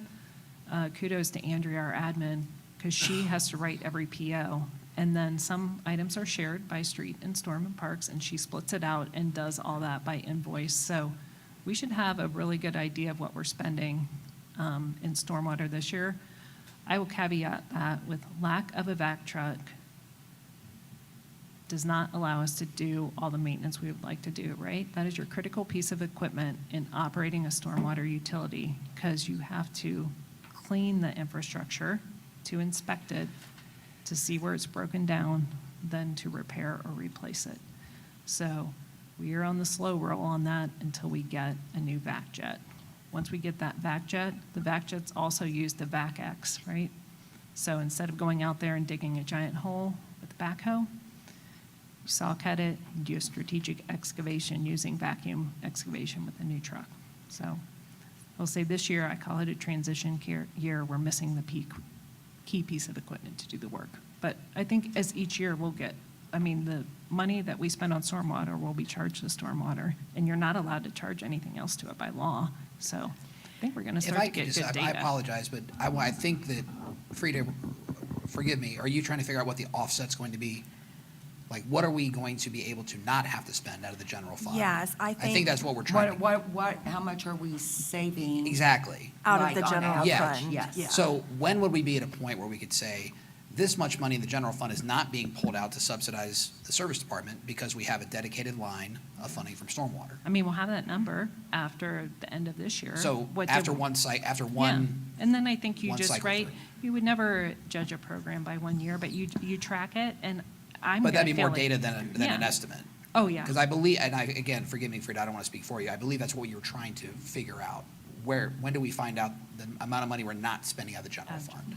Right, Right. since we don't know the amount previous That we to were this, spending that we before, were other than an spending on- estimate. Right. Do you mind if I chime in just a little? Please. So I would say part of it is going to be mostly in the core operating. It's going to be the easy one to figure out is going to be the wages we didn't pay out of Public Works, right, that we moved over. That part will be easy to know. I think by the time we get around to the budget discussions that we were talking about earlier, I think we'll have a better idea about what's coming in. Part of it is some of the stuff was, if you looked at like how we were paying like purchase orders for, say, like street sweeping or something like that, it's like, it's all baked into purchase orders we've had for time immemorial in the Public Works system. But now we're able to kind of pay some of that out because, you know, you're sweeping the streets to keep it out of the stormwater, right? So some of that stuff is to be determined as we experience it, as we kind of start taking it out. But some of it we can know from the wages piece, and I don't have the number set aside right here. But, you know, that is money we are not needing to transfer from the general fund to Public Works to pay for those salaries, because now we're going to pay for it out of stormwater fees. We'll know that, because that's easy. We can forecast that Okay. easily. Now, the operating piece, there's a bit of a, you know, some of that is, what did we get up to, you know, this year? Like, some of it is marginal, so it's like, the next thing we did cost more money. So it depends on how much work we can actually get done this year for how much that's going to cost. We'll know more over time as we develop the program, right? At the moment, we don't know exactly yet. We do know it will it will divert some cost. I can't tell you exactly what that number would be at the moment. So, but we're keeping an eye on it. This is something that's of great interest to us, so we know it helps our modeling, because we plan out 10 years. So we're thinking about it, right? Like, how is this going to help? We just don't know. We need more observations as it's going along, but we're keeping our eye on it. And I think as we get into budget discussions, it'll be a great time to kind of look at what we've seen so far, and we can kind of tie it all together at that point. So when we're looking at next year, we can talk about what it's really saved us for the general fund. Does that sound reasonable? And then we have to keep in mind the advance. So the general fund made the $250,000 advance to the stormwater fund, so we have to take that into consideration as we look at total costs. Yeah. We will need to repay that at some point. Right, As pay it collections back come. into the general Yeah. funds. And it, you know, we have some time, but the idea was, let's get the collections in, let's see how it goes. Then towards the end of the year, once we got a good idea of what actually happened for the year, then we'll take care of the advanced portion of it. That's the game plan. So basically with the 250,000 she's speaking of, and without our quote stormwater fees that's coming in, that would have been something normally taken out of the general funds like it was, but not as a loan. Sure. But. Yeah. Thank you. Yeah, we Thank would you. have, yeah. Yes, thank you. Thanks, Larry. Mm-hmm.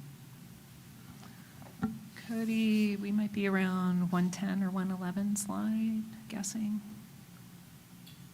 111. Yes, thank you. All right, and I will say that one more piece for me to cover, the homestead exemption, and then Jim is going to address like the legal how-to for both of these. So more chances to talk about that. Okay. Oh, I got the clicker. You just got me back to where I'm supposed to be. All right. Homestead exemption, should have received a technical memo on this in your packet Friday as well. Gosh, and it was kind of ironic that Representative White was talking homestead exemption for property ownership tonight, so how timely. So what does it do? It waives or discounts the stormwater fee for qualifying seniors or disabled veterans. Some cities we researched had a program specifically for veterans. It's usually based on the standard state or county homestead reduction rate. And currently, for stormwater, we have 7,071 residential accounts. And based on data we got from the county auditor's office, we have 1,388 homestead parcels in Riverside. Montgomery County, they determine eligibility, age, disability ownership, income limit. She just kind of had her get this slide. And then kind of the details, they have a standard exemption rate, then they also have an enhanced exemption rate, reducing the taxable value of your home. So our research only found just a small handful in Ohio that offer homestead exemptions for stormwater. It's a little more frequent for folks that have water and sanitary sewer utilities. But the table above, I think Frida, you suggested a 20% reduction. So we just kind of took tier 1, 2, 3, what the current monthly rates are. Middle column, what those would be with a 20% reduction. And then what your annual savings would be if you were approved, if we were to implement the program. I think the pros, the biggest one, it provides some financial relief for low-income seniors, disabled residents, and/or veterans by reducing that fee. And the cons, this is similar to what the non-residential credit program. I'm worried that our projected revenue stream needed to effectively run the utility when we reduce that fee in February. The impact, I think, is to properly implementing our capital program. And we all looked at those pictures, of the problem areas, and those just make me really nervous. The delinquency rate, it was 30% at the end of May. Great news, it's down to 25.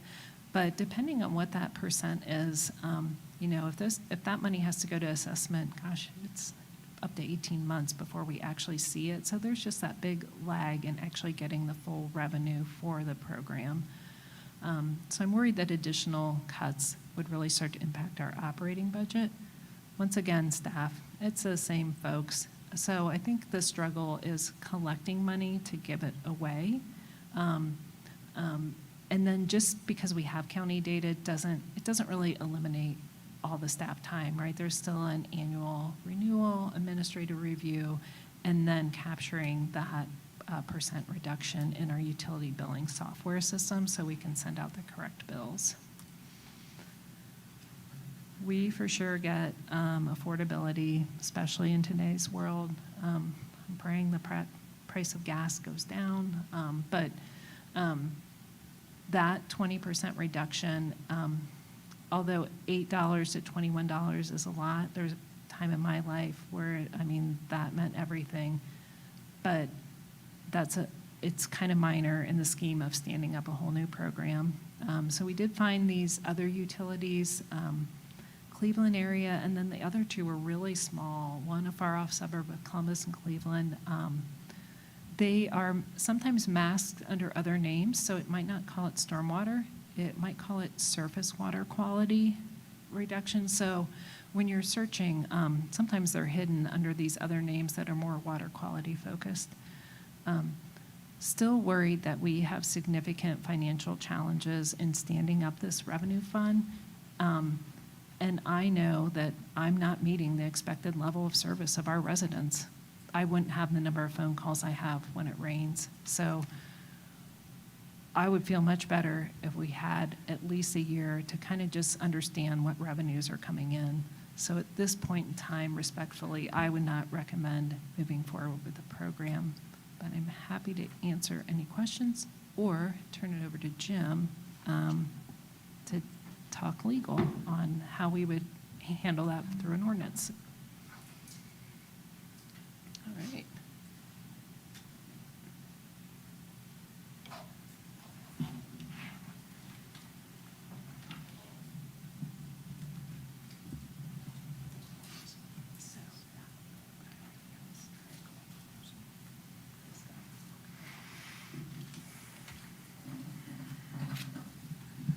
All right, thank you, Ms. Moore. Good evening, Mayor and Council. I'm happy to say the lawyer will be much briefer than Ms. Moore. So I'm expecting that to be remembered and We'll put on the see. calendar. Yeah, we shall see. So as Ms. Moore laid out the data that was requested by Council, I was asked to provide the logistics. What are the legal ways to implement these two initiatives or these two programs? And I will actually tackle these in reverse order from how Ms. Moore presented them. First, in terms of a homestead exemption, I'm calling this a discount. Don't really like that word. It's more of an adjustment to the service charge based on how the ordinance is currently written. But as Ms. Moore and Representative White described the homestead exemption and the benefits that it offers to the recipients, I was asked to provide the legal mechanism whereby council could adjust our stormwater utility fee collection to allow we'll just call it a discount for, it could be residents that are actually already qualified for the homestead and receive the homestead exemption, council could determine to offer it to residents who would would qualify for the exemption if they applied for it. It'd be up to this council. What this type of a program would require is a amendment to the ordinance itself, specifically section 93523, subsections A, B, and C speak to the way that a resident can adjust their service charge. Right now, a resident that feels that their service charge is inappropriate or unfair can submit a written request to the Public Service Director. There are steps to follow in this particular ordinance whereby that's reviewed by the Public Service Department. A decision is made as to whether an adjustment should be provided for that parcel. And then if the property owner disagrees, there's an appeals panel that can be convened to take another look and issue a determination that is final. So that entire, this entire section of the ordinance, would need to be repealed, and it would need to be replaced with language that would provide for one of the criteria that would be directed for the staff to look at in evaluating an adjustment to the service charge application would be whether or not the property owner, whether or not the property owner either qualifies for or receives the homestead exemption, whatever this council may determine would be the most appropriate qualifying factors. So again, the legal mechanism would be a ordinance repeal and replace of at least this section. It would require 2 readings. It would require a public hearing. It would require this council to determine what the appropriate qualification criteria would be. Again, whether it's simply cross-referencing which property owners actually receive the exemption, who may be qualified. It would be up to this council to make that determination. But it is a ordinance repeal and replace that would bring this to fruition. The second program I was asked to provide the legal pathway to is a non-residential parcel credit. As has been discussed by Ms. Moore, currently credits are only available to residential parcels, and there are reasons for this. When the program was developed, residential mitigation measures, as Ms. Moore described, they were a uniform and more of a clean way to implement those for residents. Rain barrels and rain gardens, reduction of impervious surface, measures that are more easily measurable by the city in an objective manner and easier for residents to install versus some of the more commercial and industrial mitigation measures that non-residential parcels would have to implement in order to mitigate the stormwater impact. So that's why when the program was unveiled, residential parcels had a clean, uniform way to measure what type of credit would be appropriate. And the credits, as Ms. Moore indicated, the criteria are set forth in I want to get the term right, there's a manual, a stormwater utility fee credit manual, speaking your lingo. And so that's online. It's laid out in a very objective and we hope user-friendly way so that staff can work with a resident to determine what credits may be appropriate. So in order to include non-residential parcel credits, that would require legislation. However, that would only require a resolution as opposed to an ordinance. I would advise that the resolution would be to amend the Stormwater Utility Fee Credit Manual to include clear criteria for a qualification based on objective, non-arbitrary, data that has been reliably gathered, that can be easily justified and supported with facts. What I'm trying to avoid is a way for inconsistencies and arbitrary decisions to be made. That's where we can get into as a city legal trouble. So if there's consistent parameters to evaluate the application supported by data metrics, and the criteria are very clear as they are for the residential parcel credit program, this council could pass a resolution to amend the current manual to include everything I've just mentioned and implement the non-residential parcel credit program in that manner. Mr. Mayor, I promised you shorter, and I delivered. So if there are any questions about the legal pathways, I'm happy to discuss those or answer any questions. Questions for the law director? Okay. Okay? Thank Well, you. Thank you very Jen. much. Some comments and thoughts. So our city staff as a whole has done a phenomenal job of showing us what the problem is and what the solutions to those problems are, as well as what that looks like financially. Like, I think we have a good picture of what that is. Where we're at as a council, I think when we are implementing a necessary fee that is not voter approved, we have another piece that we have to look at, which is the people, in addition to the problem and the finance of it. Up until this year, I think the people aspect was missing. Are we being fair in the burden we're placing upon them? I think we have taken some steps to address that side of it, but I don't think we have exhausted all of the efforts that we should have on that side to bridge the people side with the need and the financial side of that, which is where I think these items come in. After reading the memos and the presentations tonight and whatnot, I'm still firmly on board with revising the ordinance to offer the homestead, offer this adjustment to the people who currently qualify for the homestead exemption. After reviewing the data today, I would like us to come to an agreement on that if possible, that we could implement probably in January to give our staff time to figure out what that looks like and how to work. And in the meantime, maybe not fully commit to a decision on the non-residential, but start looking at what it would look like, how to uniformly apply those credits. Right now, those small businesses and churches that I mentioned before, I think they're more similar to a residential than they are to a non-residential, and I don't think we're being fair and equitable to those type of groups by lumping the wide variety of businesses and non-residential that we have together. So I think we need to still look at the options to be able to apply uniform regulations for that.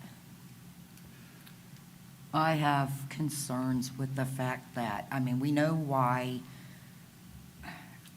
our fees are so high, and it's because of lack of implementing when we first found out.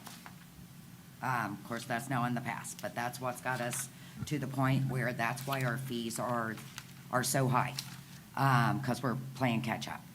And that, even though to some people may be very minimal, to others, that is a hard impact on them financially, especially those that are on those set incomes.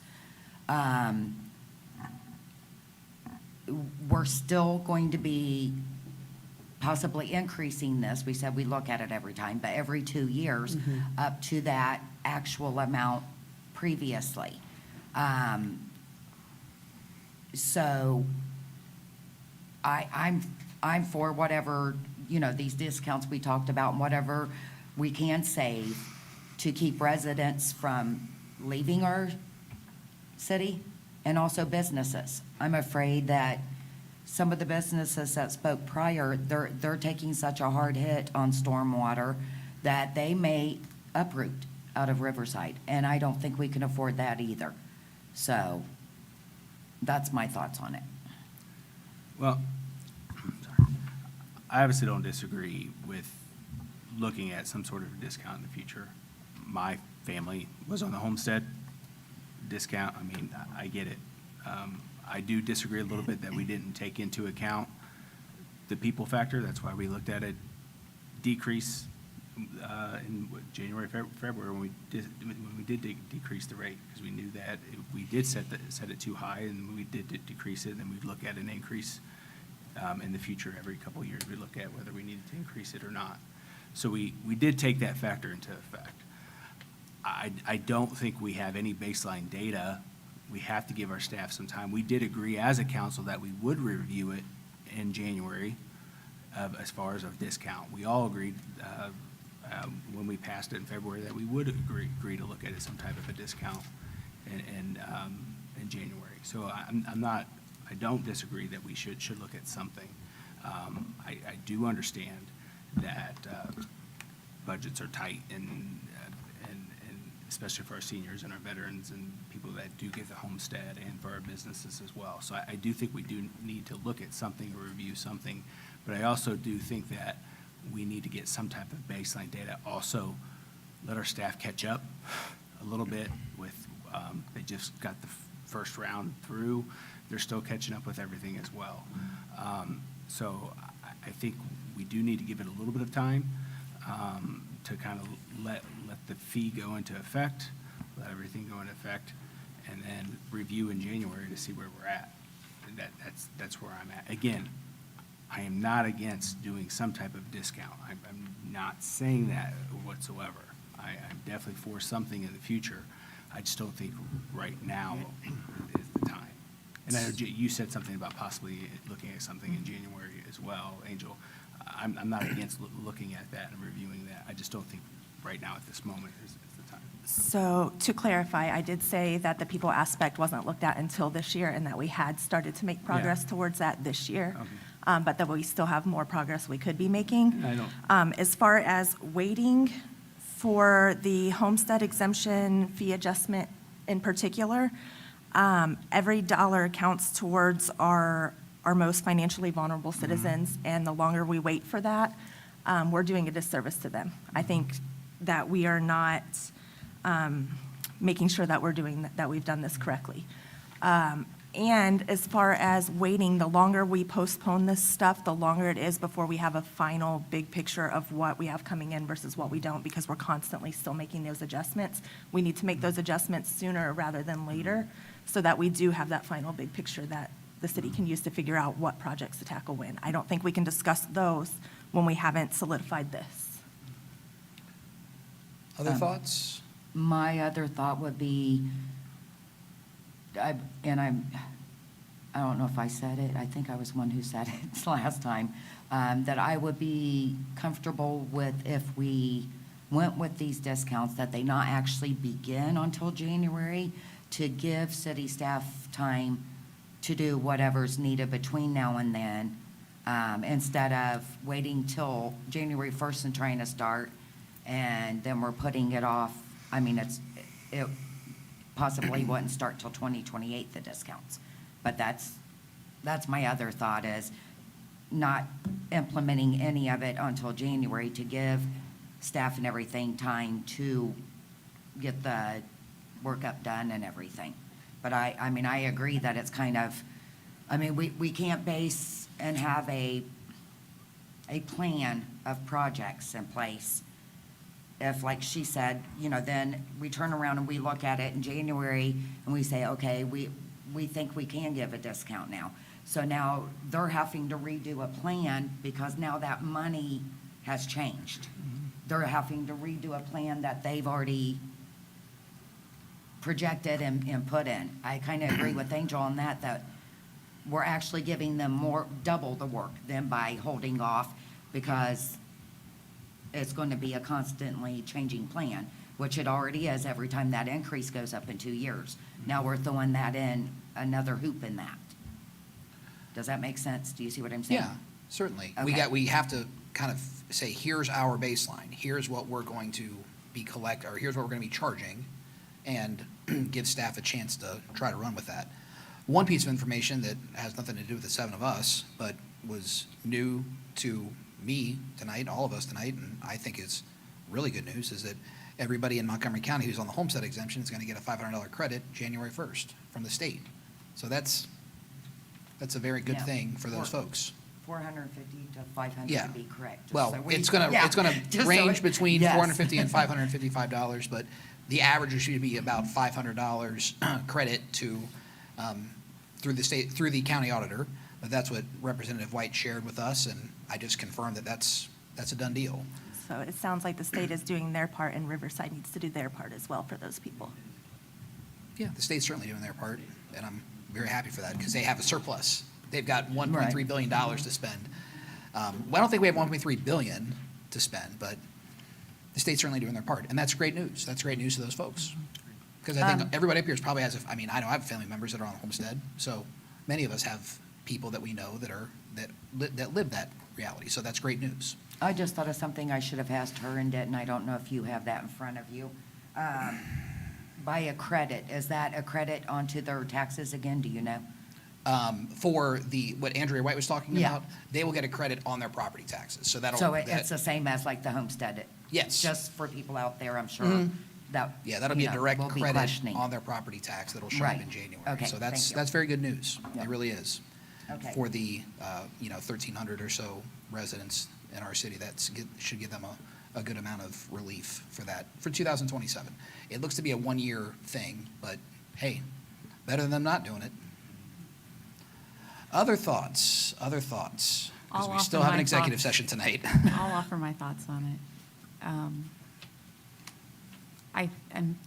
So we decided to cut the fee in half. We knew that that was going to significantly decrease our capital dollars, and that the money we took in stormwater was mostly going to go to operating. Looking at the numbers again tonight, we saw that that was like about $100,000. And you consider the delinquency rate that we have. And the way I look at it, it's another part of our budget that is in a deficit position because of that. I don't believe that anytime we're operating in a deficit position is the appropriate time to be considering discounts. When we were looking at the reducing the rate, that was not the projections we were looking at.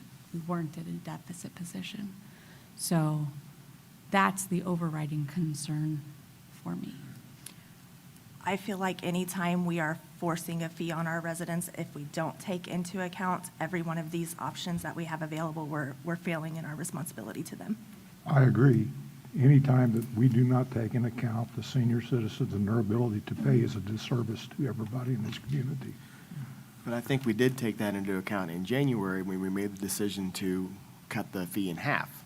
And we But the discussed fee this was then, too. astronomical to begin with. It was unreasonable to begin with. In January, Steve asked for these discounts then, too. And And that is- we were told to revisit it. We're revisiting it. And those are temporary cut in Right, half. we're revisiting it, that's true. Temporary cut in half with the increases.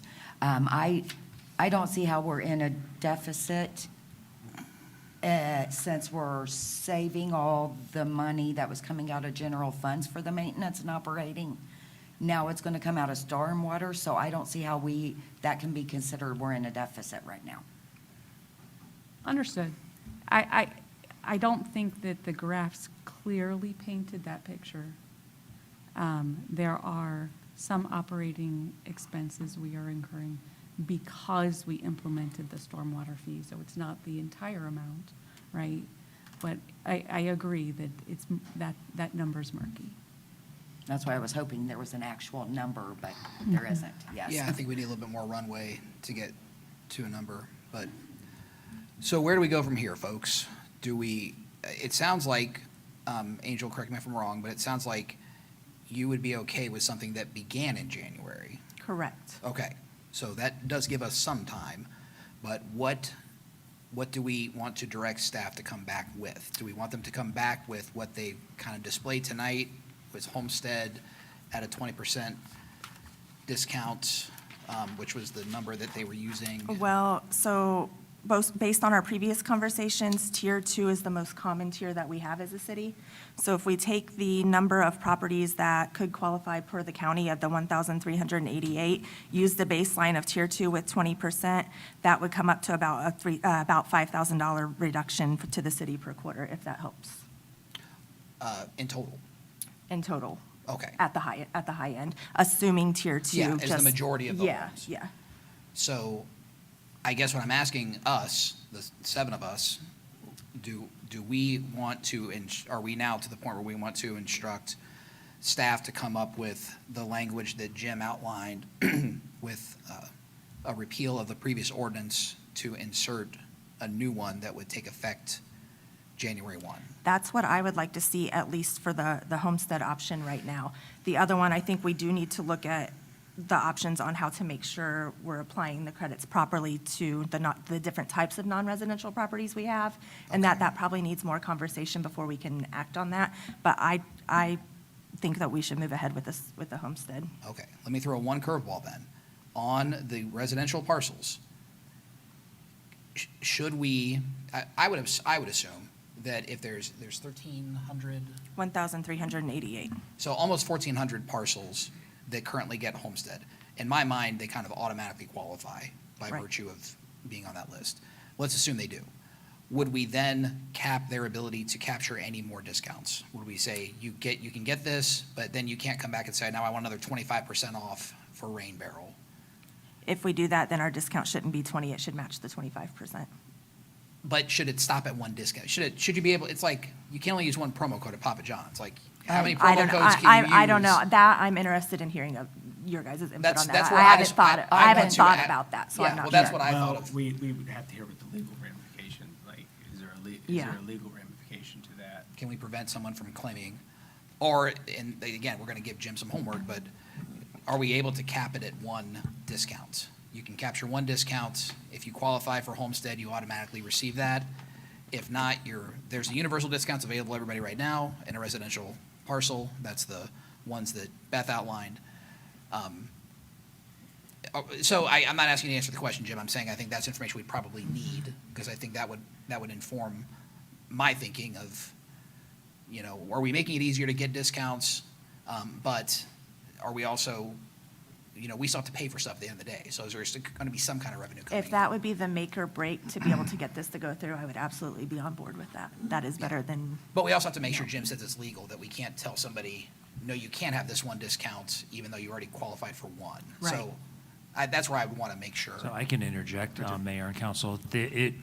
An ordinance would overrule any resolution for the non-residential credits. So if the ordinance that establishes a homestead, I'm going to call it an adjustment, because I don't like discount for legal reasons. The ordinance could say, if I'm directed to draft it this way, that if the property owner accepts that service adjustment, they are not eligible for any others. There's nothing Okay. illegal about that. I just want to be clear on my direction, so I'm to prepare an ordinance that repeals section 93523 and adds in language to allow as a criteria for a service adjustment, eligibility for or actually receipt of the homestead exemption through the county records. Or should I just bring to you a proposed ordinance, and that can certainly be discussed? Yeah. We have time. To figure out We have that time part. to look at, I would like to look at a proposed and discuss first. We have Very well. time, since it's not going to be implemented until January, correct, to look at. Absolutely. That's helpful. Thank you. Everybody okay with that? I'm okay with that. Okay, and we think we're okay to kind of hold on the non-residential discussions I for think tonight? after hearing all of the information presented tonight, that there are some things we need to consider before we can roll with that one. Yeah, especially the difference between like a small church versus a big Industrial factory style. or something Yeah. different. Yeah, and I think that'd be a good audit to go through, because there's going to be some properties Right. that if you drove past it, you just assume it's residential. Right, because we've got Valley Plat's known for the flipping a church right in the middle of the plat that's the same size and lot as a house. Mhm. So theirs should vary from what, like the way of the cross with the bigger areas would have to do. Agreed. We'd You have know, to look based at on, based on the Yeah. impervious areas and everything. Yeah, it makes sense to me. Okay, well then, unless anybody else has any more stormwater to talk about for this evening, I think we have good direction for staff. And we'll move into council member discussion. I'll go down to my right, as I always do. I just want to personally thank Tim Gosnell, Kenneth Ulmer, and Steve Gaby again for just basically all I had to do was have somebody pick a time, let the others know when they were there and they were on it. for the Dilly Cemetery. And for offering to continue to do that throughout the year while we try to see if there's something that can be done, another direction, whether it be, via the city, the historical societies, or something to make sure that that is kept maintained. And we're nowhere near doing that, being done. We've just started there's actually so much that you can't even find the tombstones. They're so overgrown. There's actually more up there than what you can visibly see right now. So we plan on locating those and making sure those are cleaned off. We've got a lot of work ahead of us, but I wanted to thank them as residents just for stepping up and offering to help and to continue to do so. Appreciate it very much. Like they say, whenever it comes to raising kids, it takes a village. Sometimes there's a lot of other things that takes a village. So makes me a proud Riverside resident when people stand up like that. So that's all I have. Mr. Brown? Just a couple things. I want to personally thank our Ms. Moore and our law director for their presentation tonight. Kind of definitely cleared things and reiterated the importance of our stormwater fee that we are doing. Also, for all the staff as well, I know we've tossed everybody a lot of curveballs the last couple of months, but thank you for rolling with it. Thank you for all your hard work and your dedication, and it does not go unappreciated. So, and to Katie as well, congratulations on your PEGO award. That is amazing, and we're definitely a better city because you're here and for your work that you do, so we appreciate that. And also, I had mentioned a couple of months back about the importance, especially now since it's getting warm out with summer and everything, about looking out for e-bikes and scooters. I'm seeing them a lot more in neighborhoods, and like I said, I know I'm aware that Beaver Creek just passed some laws regarding the safe operation of these on our city streets. So I would love to see us be able to pursue some kind of legislation, I guess is the word, to be able to govern these and keep them safe, and as far as safety regulations and where they can and can be ridden, and max speed and stuff like that, because I've had a couple of close calls with them as well myself on my street in the Seville plat, and they're all over the place. So I just want to encourage everybody to look out for them because they are everywhere. So with that, that is all I got. Thank you. Brenda kind of mentioned something earlier that ties into what I wanted to say during council member comments today. I want to make sure as a council that we're encouraging each other to clearly express our thoughts and ideas. For example, I was fully prepared tonight, as of 2 weeks ago, to come in here and firmly fight for 100% of the cannabis funds to go towards residential roads. When Mayor Williams mentioned public safety, that is what made me reach out and start doing more research before I fully committed to that idea. I didn't know that there were better options solidly available. So if we have thoughts like that and ideas like that, we need to firmly communicate, like thoroughly communicate them to each other, so, because we might not be aware that those options exist. So I want to make sure that we're all encouraging each other to do that.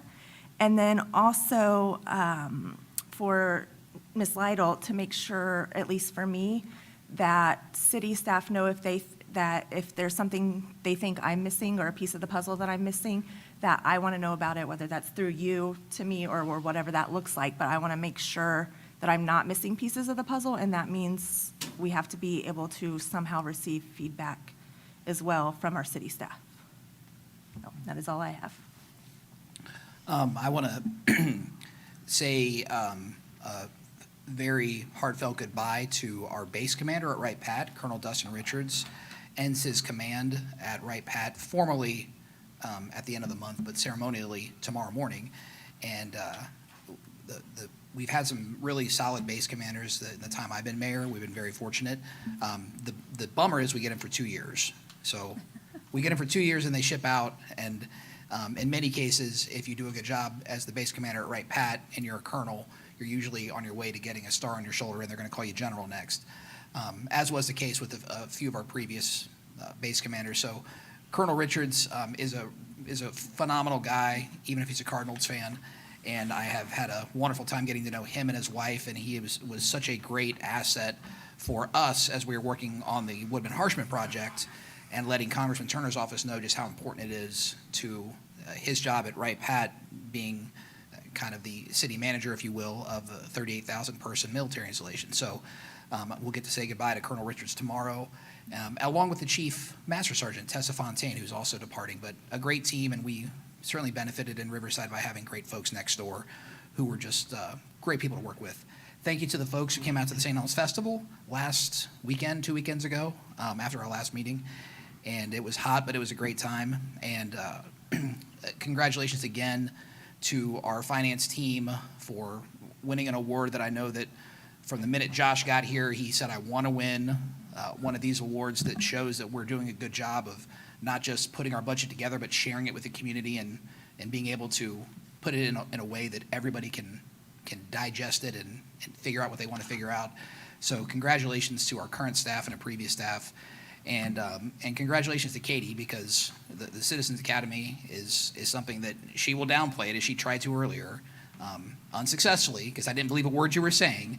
But if you know Katie at all, you know how passionate she is about this community. And that was something that she really took and grew and grew and grew into the program that it is. Even in a couple of years, it's incredibly successful. And I believe we've been invited to give a presentation on this potentially at a regional planning summit to talk about how Little Old Riverside, Ohio has a Citizens Academy that's been so impactful. So those great ideas have gone well beyond our borders, and it's because we have a great staff. So thank you again. Thank you, Beth, for all this tonight, and we really appreciate it. And obviously to Chief Jackson and Chief Miller, thank you for what you guys do every day.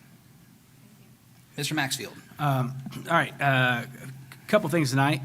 First, I want to address my absence from the last council meeting. I do apologize for missing that meeting. Son had an opportunity to participate in an out-of-state baseball tournament in Florida, and as his father, I made the decision to be there to support him. There are statements made suggesting that council was not notified of my absence, but that is not accurate. I did send an email well in advance of the meeting notifying council of my absence, and it was also referenced and acknowledged prior to my departure at the previous meeting I attended. I just wanted to clarify that for the record. Also, second, and I will state, we had a really good meeting tonight, but I also believe that as a council, sometimes we do need to take a step back and evaluate how we are representing our city sometimes. Not just to our residents, but to our staff, our employees, and to each other. We don't have to always agree on every topic. In fact, robust debate and healthy disagreement is strengths of a democratic governing body. Like tonight, we did a great job talking back and forth.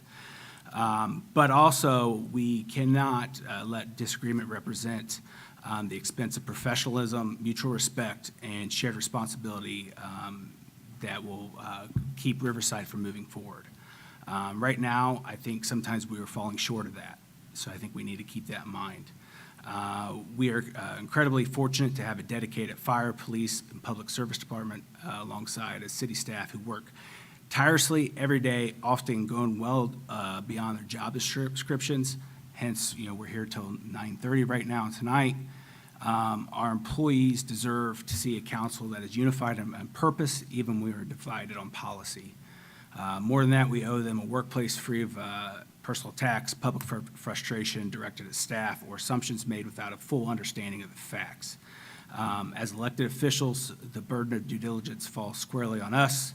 It is our responsibility to research the issues, ask hard questions behind the scenes, and seek structural clarity from administration before we sit at this dais and just rely on just information solely on other purposes. At the core, I know every one of us around this table shares the same fundamental goals. We care deeply about the city. We want to correct the mistakes of the past, and we want to see Riverside grow and succeed. But critical question is, we must ask ourselves tonight and moving forward whether we're conducting ourselves in a manner that reflects this shared purpose. Moving forward, I'll continue to fiercely advocate for respectful, data-driven, and productive discussions regardless of how deeply we may disagree on the issues. Our employees inspect it, our residents deserve it, and the city requires it. And I appreciate that. Third thing, I know the July 1st meeting has nothing on it. There's no ordinance or anything like that. There's no reports. So I would like to make a motion to cancel that first July meeting. I would like to respond to what you said, and there. I made a motion first. Okay, we can do that, and then I'll go back. Does anybody second that motion? I'll second that. Right, you mean the July 6th meeting? Yes, Okay. sorry. The first meeting in July. My mouth got dry, sorry. Any discussion among members of council? Can we get confirmation that there's nothing to discuss at that meeting? Let's look at the city manager. I'm looking at the law director. And she looked at me. So there are no ordinances, there are no, resolutions, there's no business that is necessary for July 6th that cannot be handled on July 14 days from then, 20th. 20th. Is So there would be. anything that came up during this meeting that would make that second meeting in July exorbitantly long, that we would want to split it into two? The second readings of the appropriation ordinance, the supplemental appropriation ordinance that was separated by motion into three, the second reading and public hearing would occur on July 20th, the second meeting. And the other items of business for summer, it's typically a slower time period before getting into budget season, so there is nothing else that from a legal standpoint, that would be, that would make the second meeting in July extremely long or drawn out by having those second readings of the three appropriation ordinances at that time. Would that also allow you, Jim, enough time to start looking at the ordinance wording for the other stuff we discussed tonight? That would provide a little extra buffer. I could provide some thoughtful comments and draft an ordinance for review that can then be, modified as the discussions by council continue. So it would add that benefit. So it would not hinder us being able to discuss that ordinance, potential ordinance again at the end of July? No, it'll be at the next regular meeting, whenever that may be. So at the end of Okay. July, I'll have a little bit more time to get a draft ordinance before the seven of you for consideration. Okay. Thank you. Any other comments? All right. All those in favor signify by saying aye. Aye. Any opposed, say nay. All right, motion carries, and the motion's off the table. Okay.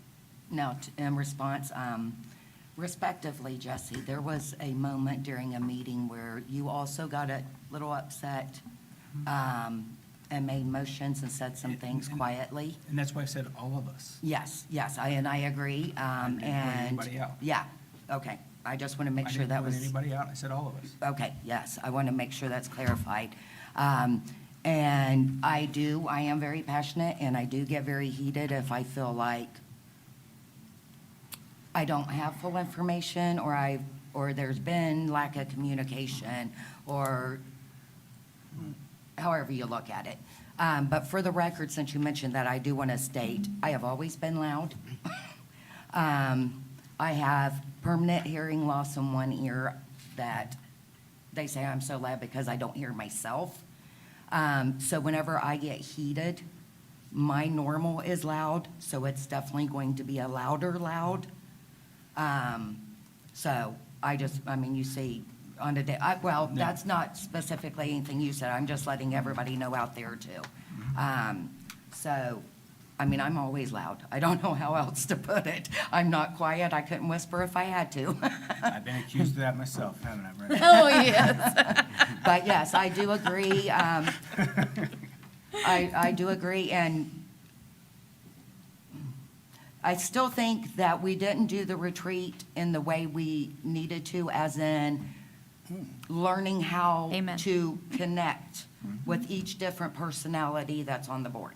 Put a pin in that, because Brenda and I were speaking this afternoon, and we said we should have we should figure out a time outside of a council meeting to the seven of us get together and do more of that stuff. So Brenda reminded me, and that when we had the first retreat, that she had the idea that we should do a couple of those, and I said, yes, we should, and then it's, life happens. But it is something that is now much more front of mind, that we could find time maybe on a Saturday or something for the 7 of us to get together in a less formal setting, still a public meeting, but less formal setting to talk about goals and talk about priorities, especially as we're getting into budget season. So very, very timely mention of that, because it's something that I think that we should try to figure out if we can get something like that pulled off sooner rather than later. Yeah, I think she's mentioned it at least twice, that I remember Yeah. that we should follow up with that. Yes. So let's all start putting our heads together on when we can make that happen. I mean, this job is not simple for anybody by any means, and the pay is, what's a good word? Squat. Basically volunteer gig. For, what all you have to put into it if you really are, serious about it. It takes a lot of research behind the scenes. Labor of love more than anything. It is, yes, so, how am I trying to say this? Well, there again, I just feel like we're all here for a reason, and it's not the pay. So maybe if we can get those minds together, a little better, that it would help out a lot. Yeah. And, I mean, because city council is a pain in the butt, especially if you're going to be responsive to residents and everything all the time. I mean. And we got big problems to solve, too. Yes. We have big things to decide. And, and definitely, I mean, I try to be very responsive to residents. Any of you, I've actually had to put my laptop away and said, you're not touching it all weekend. But yeah, so just so everybody out there knows, this is not like a gravy, come in, make a decision job. So. Brenda?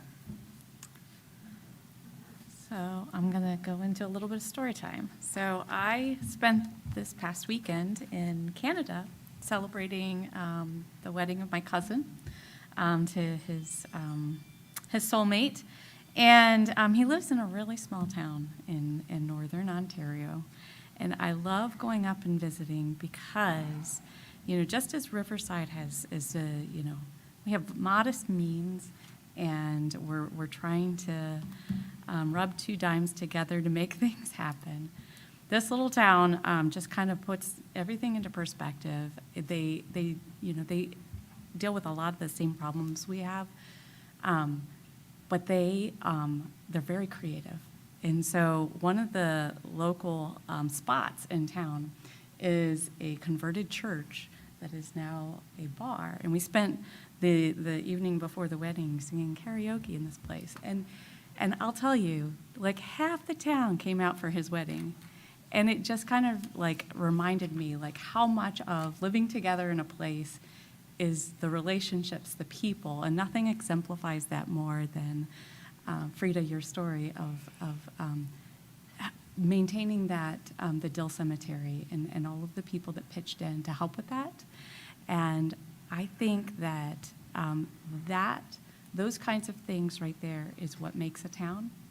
And I just kind of like want to draw attention to that and look for different ways that we can amplify those opportunities, those moments, and say that's what Riverside is. That's what we can be. That's what we can do. So that's it. All right, and Mr. Gaby? I had the privilege Thursday night of attending the Ford Oval of Honor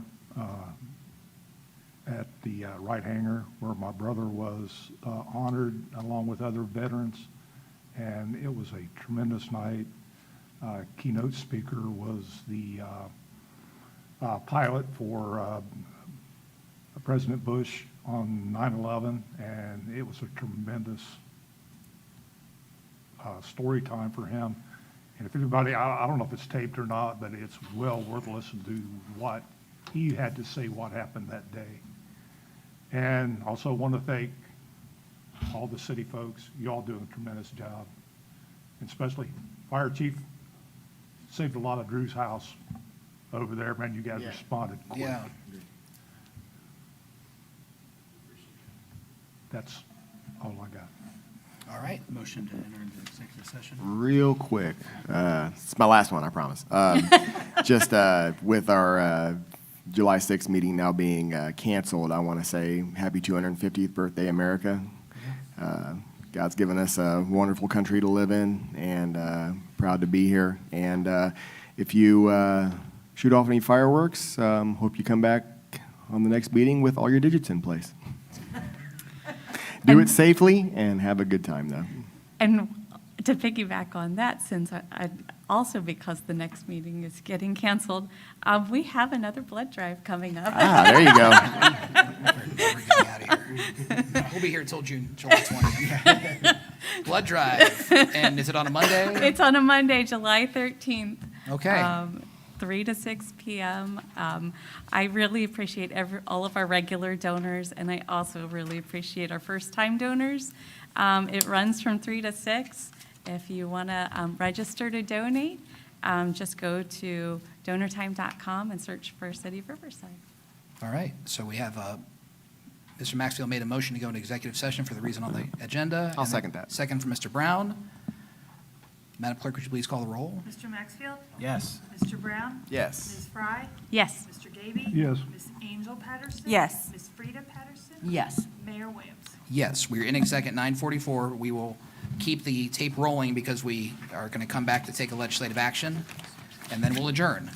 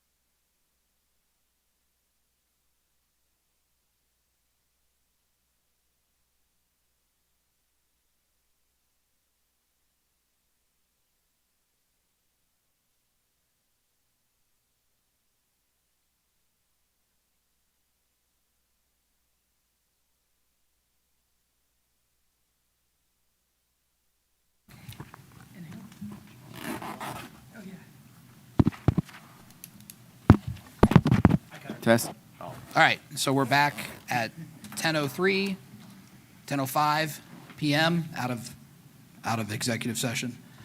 And do we have a motion? Yeah, To- I would like to make a motion to enter into agreement with MGT for our city manager search. Second. We have a motion from Mr. Maxfield, a second from Mr. Gaby. Is there any further discussion? All those in favor signify by saying aye. Aye. Any opposed, say nay. Motion carries. We are adjourned at 10:05 PM.